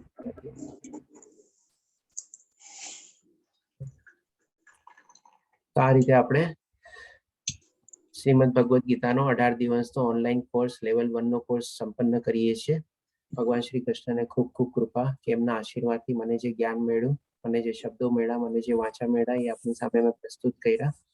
અને આશા રાખું છું આપના આધ્યાત્મિક માર્ગમાં આપણને ઘણી પ્રગતિ થઈ હશે, ઘણી બધી નવી જાણકારી મળી હશે, આપનું જ્ઞાન બી આપણને જ્ઞાન મેળવવામાં બી આપણને ઘણી બધી સુવિધા થઈ હશે. અને જો કોઈ જગ્યાએ હું ઉતરો હોઉં, કોઈ જગ્યાએ મારી કોઈ એવી ખામી રહી ગઈ હોય તો હું આપ સૌની ક્ષમા માંગુ છું, ભગવાન શ્રી કૃષ્ણની બી ક્ષમા માંગુ છું. એવી અને ડેફિનેટલી આપ સૌ બધા પોતપોતાનું મંતવ્ય બી અત્યારે જણાવી શકો છો કે જેથી કરીને જો મારે કઈ સુધારા વધારા કરવાના હોય તો આગલા બેચમાં બી સુધારા વધારા કરી શકું, જેથી આગલા ભક્તોને બી બધાને એનો લાભ સરસ રીતે મળી શકે. હરે કૃષ્ણ. પ્રશ્ન હોય તો પ્રશ્ન બી આપણે લઈ શકશું. હવે રાજેન્દ્ર પ્રભુજી ઘણા દિવસ પછી આવ્યા, આપને મિસ કરતા હતા. હરે કૃષ્ણ પ્રભુજી, સોરી પણ થોડું ટાઈમિંગ નું ગડબડ થતી હતી એટલે નહીં કરી શક્યો. પણ આજે છેલ્લો દિવસ હતો એટલે મેં કીધું ચલો પૂર્ણાહુતિ તો પૂર્ણાહુતિના છેલ્લે દિવસે તો આપણે દર્શન થઈએ. અને પ્રભુજી પ્રશ્ન એ હતો, એક થોડો વિચિત્ર છે પ્રશ્ન, કે હમણાં સાયન્સ ટેકનોલોજીમાં બહુ પ્રગતિ કરી છે અને હાર્ટ ટ્રાન્સપ્લાન્ટ ચાલુ કર્યું છે. છેલ્લો એક કિસ્સો હતો સાંભળ્યો છે ને વાંચ્યો કે ભાઈ પીગનું હાર્ટ મનુષ્યમાં ટ્રાન્સપ્લાન્ટ કર્યું. શેનું હાર્ટ? પીગનું, ડુક્કરનું હાર્ટ મનુષ્યમાં ટ્રાન્સપ્લાન્ટ કર્યું. તો આપણે અહીંયા 47 શ્લોક જે બતાવ્યો કે હાથી ને બંદર અને માછલી કે જે કઈ બી એ બધા પોતપોતાના સ્વધર્મ કરવો, બીજા ધર્મ કરવા નહીં. તો આમાં હવે મનુષ્યનો ધર્મ અને પીગનો ધર્મ કે સ્વધર્મ, હવે ટ્રાન્સપ્લાન્ટ થયા પછી મનુષ્ય કયો ધર્મ સ્વીકારવાનો? પ્રભુજી આપનો પ્રશ્ન બહુ સરસ છે અને ક્યાંકથી ગોતીને લાવ્યા હશો ડેફિનેટલી, તો ધન્યવાદ પ્રશ્ન કરવા બદલ. તો આ પ્રશ્નનો જવાબ છે ને બહુ સિમ્પલ છે. આપણે સૌ પ્રથમ તો શું છે કે ભાઈ પીગનું હાર્ટ અથવા મનુષ્યનું હાર્ટ એ બેમાં આપણે જોઈએ કોઈ ફરક નથી, બંનેમાં આત્મા તો એક જ છે. એ થઈ ગયું ક્લિયર. હા, હવે બીજું એ જો આવું છું. હવે બીજું એવું સ્વધર્મ. તો સ્વધર્મ અથવા તો ગુણ, કાબેલિયત અને લાયકાત શું છે કે ભાઈ ત્રિગુણી માયાથી કેળવાય છે. હવે જે માણસમાં હાર્ટ ગમે તેનું હોય, આત્મા તો અંદર એક જ છે આપણે, અને એ પછી માણસ એના ત્રિગુણી માયાના સંસર્ગમાં આવે છે. તો એમાં પછી એને પીગની સાથે કે એને કઈ લેવા દેવા જ રહેતી નથી. જેવું એ ત્રિગુણી માયાના સંસર્ગમાં આવે એ પ્રમાણે એના ગુણ, સ્વભાવ અને એ પ્રમાણે કેળવે અને એ પ્રમાણે પોતાના કાર્યમાં પ્રવૃત્ત થાય. આમાં એવું નથી કે પીગનો સ્વધર્મ અલગ હોય ને આનો સ્વધર્મ અલગ હોય, કારણ કે એ તો મનુષ્ય જે જેવું તેવું દેહ મળ્યું હોય તે ભગવાન શ્રી કૃષ્ણ એક શ્લોકમાં ક્લિયર કર્યું હતું કે ભાઈ અમુક પ્રકારના આંખ, કાન, નાક પ્રમાણે બધું ગોઠવાઈ જાય છે. તો ડેફિનેટલી શરીર તો એનું ઈ જ છે, અત્યારે મનુષ્ય રૂપ જ છે, અંદર આત્મા પણ ઈ જ છે એની, ખાલી પીગનું હાર્ટ આવી ગયું અને ઈ જ શરીર ભૌતિક પ્રકૃતિના સંસર્ગમાં આવે તો એ પ્રમાણે બધા ગુણો પ્રમાણે ઈ કેળવે અને એ પ્રમાણેમાં પ્રવૃત્ત થાય. હરે કૃષ્ણ પ્રભુ, જયારે હાર્ટ ટ્રાન્સપ્લાન્ટ થયું તે પહેલાની પરિસ્થિતિ અને ત્યાર પછીની પરિસ્થિતિમાં ફરક હોઈ શકે ને, ત્રિગુણનો ધર્મ લાગુ પડવામાં? કારણ કે આ બંને ધર્મ, આ બંનેના જે જન્મ થયા એ કર્મફળ હતા. તો પેલું ડુક્કરના કર્મફળ, ડુક્કરનો જન્મ મળ્યો કારણ કે એના કર્મફળ એવા હતા, અને મનુષ્યનો જન્મ મળ્યો એના કર્મફળ એવા હતા. હવે બંનેનું મિક્સિંગ થયું છે, તો આ કોના કર્મફળનું આ ફળ છે? પ્રભુજી આમાં આત્મા તો એક જ છે ને, આત્મા ક્યાં આપણે ટ્રાન્સપ્લાન્ટ થઈ છે? હાર્ટ ટ્રાન્સપ્લાન્ટ થયું છે અને એ તો ભૌતિક વસ્તુ છે આપણે, તો પછી એમાં કર્મ ને ક્યાંથી આવ્યા આપણે? બોલો, આત્મા ટ્રાન્સપ્લાન્ટ થઈ હોય તો આપણે કર્મ ટ્રાન્સપ્લાન્ટ થાય. પ્રભુ ત્રિગુણ ધર્મ પ્રમાણે વર્તશે એ વાત તો નક્કી. હા, ત્રિગુણી માયા પ્રમાણે વર્ષે જે પ્રમાણે મને કોન્ટેક્ટમાં આવશે. હવે હાર્ટ ટ્રાન્સપ્લાન્ટ કરતા પહેલા ત્રિગુણી માયા જુદી હતી અને હાર્ટ ટ્રાન્સપ્લાન્ટ કર્યા પછી ત્રિગુણી માયા જુદી લાગુ પડે પ્રકૃતિના નિયમ પ્રમાણે. બરોબર. તો એ પ્રમાણે કેવી રીતે પહેલાનું જે એનું ત્રિગુણ ધર્મ હોય એ કેરી ફોરવર્ડ કરી રહ્યો છે હયાત જીવનની અંદર, અને પછી ટ્રાન્સપ્લાન્ટ થઈ જાય હાર્ટ, પછી ત્રિગુણી ધર્મની પ્રકૃતિના પ્રભાવમાં એ જુદી રીતે બિહેવ કરે છે. તો એ બેમાં એની પાથ કેવી રીતે ચેન્જ થઈ જાય? પ્રભુજી આમાં આપણે સમજાવો. સૌથી પ્રથમ તો છે ને ત્રિગુણી માયા તો એની ઈ જ રહેવાની છે, ઈ ચેન્જ નથી થવાની. હવે એનો પ્રભાવ ને બધો બી છે ને એનો ઈ જ રહેવાનો છે.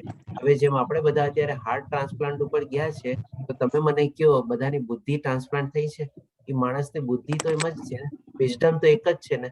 તો જે પ્રમાણે ત્રિગુણી માયા પહેલા એને પ્રમાણે પ્રભાવિત કરતી હતી, હાર્ટ ટ્રાન્સપ્લાન્ટ થયો પ્રમાણે એના ખાલી ધબકારા નહીં, કદાચ થોડું ઘણું ચેન્જ થયું હશે, બાકી બુદ્ધિ તો એની જ છે.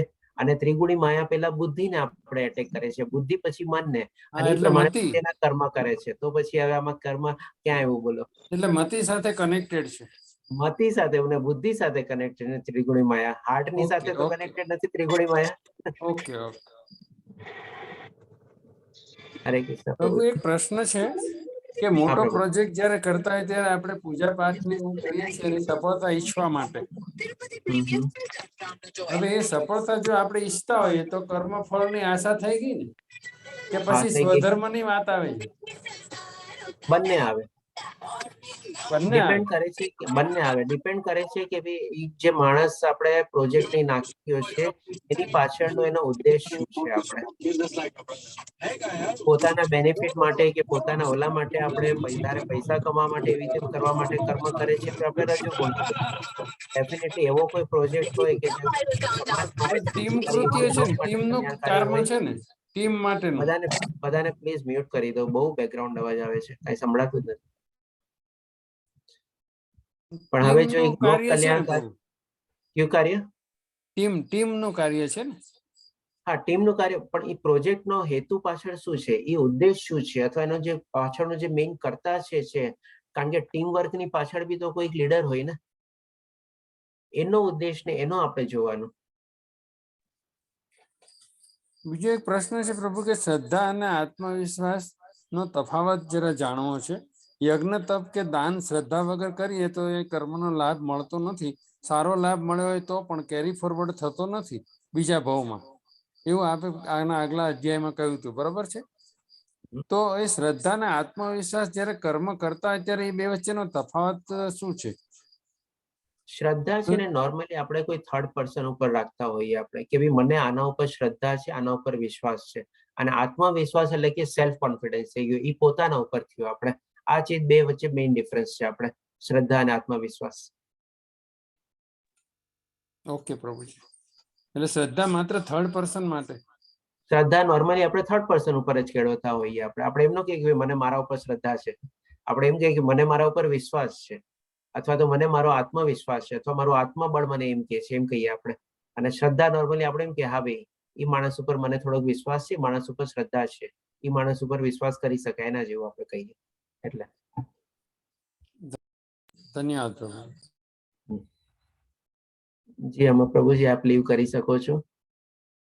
અને પ્લીઝ આપ કોઈનું કઈ મંતવ્ય હોય તો જણાવશો તો બહુ ખુશી થશે. કોઈ મારે સુધારા વધારા કરવાના હોય, કોઈ જગ્યા મારી ખામી રહી ગઈ હોય, ત્રુટી રહી ગઈ હોય તો જણાવો પ્લીઝ. જય પ્રભુજી. પ્રભુ, ખામી નથી, પણ એવું લાગે છે કે કોઈક અધ્યાયમાં 1 કલાક ઓછો પડે છે. એટલે થોડુંક ગતિ ઝડપી હોય એવું લખવા માટે થોડુંક, જો કે પાછળથી યુટ્યુબ સાંભળી શકીએ છીએ, પણ એ ગ્રેવિટી પછી ઘટી જાય છે જે ટોપિક ચાલુ હોય ને.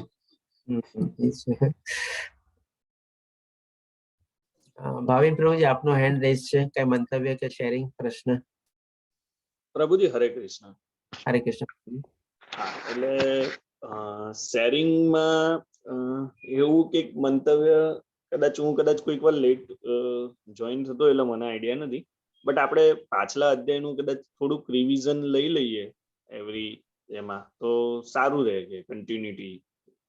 ઓકે. એટલે શું છે, પાછલો આજે ગયા લેક્ચરનું આપણે આ લેક્ચરમાં થોડુંક મેઇન ટોપિક છે 2 મિનિટ એનું કવરેજ લઈ લઈએ તો શું છે, કન્ટિન્યુટી કદાચ કોઈ ના બી જોઈન થયું કે એટલે કન્ટિન્યુટી આવી જાય કે જે ટોપિક્સ છે બધા આપણે કવર સાથે. એટલે પ્રભુજી આપનું મંતવ્ય બરાબર છે, પણ આપનું અને મહેશ પ્રભુજીનો મંતવ્ય એકદમ કોન્ટ્રાડિક્ટરી થશે પછી, કારણ કે કોકો ગદ્યામાં છે ને 1 કલાક બી ઓછો પડે છે, અને જો પછી આપણે જે ઇન્ટ્રોડક્શન જો પાછલા જઈને કવર કરશું તો ઓર ઓછો આપણને સમય પડશે. આપણે બધું તેમ છતાં- રેકોર્ડિંગ તો છે જ ને, બધાનું હા, રેકોર્ડિંગ છે એટલે આપણે ઘરે સાંભળી શકીએ છીએ પછી. એ સિવાય બીજી વખતે પાછા જોઈન્ટ થઈ શકીએ છીએ ને બીજા મહિને? હા, બીજી વખત બી થઈ શકીએ છીએ. હરે કૃષ્ણ પ્રભુજી. હરે કૃષ્ણ તેજસ પ્રભુજી. પ્રભુજી, ખાસ બધાને ભક્તિ પરીક્ષામાં જોડાવા માટે ખાસ વિનંતી છે દરેક સહભાગીઓને. હાજી ખાસ હા, બધા તેજસ જોડાઈ પ્રભુજી. જાઓ. લિંક આપેલી છે ગ્રુપમાં મેં. હા, ગઈકાલે જ આપણે શેર કરેલું હતું, ગ્રુપમાં બી શેર કરેલું હતું. 4 આપણે અલગ અલગ ઓપ્શન છે. હજી કાલે છે ને, પણ એ તો રવિવારે છે ને. હા, હા માતાજી. હરે કૃષ્ણ તેજસ પ્રભુ. અને તેજસ પ્રભુજી આપનો ખૂબ પરમ ખૂબ દિવસ, પરમ ધન્યવાદ દિવસ. એડમિન તરીકે આપની સેવા બદલ. જય શ્રી માતાજી, આપનો ખૂબ ખૂબ ધન્યવાદ. અરે શ્લોકા બસ, ખરેખર અરે ધન્યવાદ. પ્રભુજી તમારું તો છે જ અમારે બહુ જ, પણ તેજસ પ્રભુ બી બહુ હેલ્પ કરે છે. કાલે હા, મને ક્વિઝમાં મારું થતું નતું, 1 કલાક અમે માથાકૂટ કરીને પછી મારું થઈ પણ ગયું. રાત્રે 1 વાગ્યા સુધી મેં 16 અધ્યાય કરી નાખી. વાહ, ખૂબ ખૂબ ધન્યવાદ તેજસ પ્રભુજી. ખૂબ કીર્તિ ખૂબ માતાજી આભાર. આપનો અને ખૂબ ખૂબ ધન્યવાદ રિયલી બહુ શ્લોકા પઠન હેલ્પફુલ બદલ. છે બધાને. પ્રભુજી આપની તો વાણી બસ સાંભળવી જ ગમ્યા કરે છે અમને તો. ધન્યવાદ. અને બધા જ લોકો થોડો ઘણો પોતાનો વિડીયો બી ઓન કરીને કંઈક શેરિંગ કરશો તો ગમશે. ઓકે, જિજ્ઞા માતાજી આપનો હેન્ડ રેઝ છે, કંઈ મંતવ્ય હોય તો જણાવી શકો છો. અને જેટલા રિપીટર છે, મહેશ પ્રભુજી, રાજેન્દ્ર પ્રભુજી, જયશ્રી માતાજી, બધાને ખૂબ ખૂબ ધન્યવાદ. હિના માતાજી રિપીટ તરીકે કરવા માટે. ઓકે જી, જિજ્ઞા પ્રભુજી માતાજી. હું તો મારે બીજા બધાને નથી કહું, હું તો રિપીટ કરું પણ એટલું જ્ઞાન મારા મગજમાં જતું નથી. બહુ વાર લાગે છે અમને. અમારા આવો ભાગ્ય છે કે આવા લેક્ચરોમાં અમને એટેન્ડ કરવા મળે છે અને કંઈક શીખવા મળે છે જીવન વિશે. ધન્યવાદ ભગવાન પ્રભુજી. શ્રી કૃષ્ણની કૃપા છે બસ. ખરેખર સાચી વાત છે. હા, હવે જીવન વચ્ચે જીવવાનો ખરો એ મળે છે અમને. હા, જિજ્ઞા માતાજી પૂછી શકો છો. હા પ્રભુજી, એક રિક્વેસ્ટ હતી કે આના આપણા 18 અધ્યાયના યુટ્યુબ ના વિડીયોની લિંક એકવાર એક સાથે શેર કરી શકાશે? એક સાથે ઠીક છે. હા. તેજસ પ્રભુજી પાસે છે. તેજસ પ્રભુજી એકવાર ફરીથી બધા વિડીયો નાખી દેજો ગ્રુપમાં. લિંક વિડીયો અને પીડીએફ છે ને, એટલે હવે શું છે, તમારો 18 દિવસ પૂરા થઈ ગયા, હવે સવારની છે ને ટેવ પડી ગઈ છે કે આ જોવાની બહુ મજા આવે છે અમને.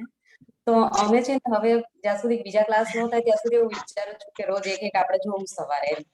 હા તો એક સાથે માતાજી, લિંક ચોક્કસ. આવી જાય તો અમે સેવ કરી રાખીશું એમ. હા માતાજી, ચોક્કસ. હું ગ્રુપમાં ફરી વાર અપલોડ કરી દઈશ. બરોબર.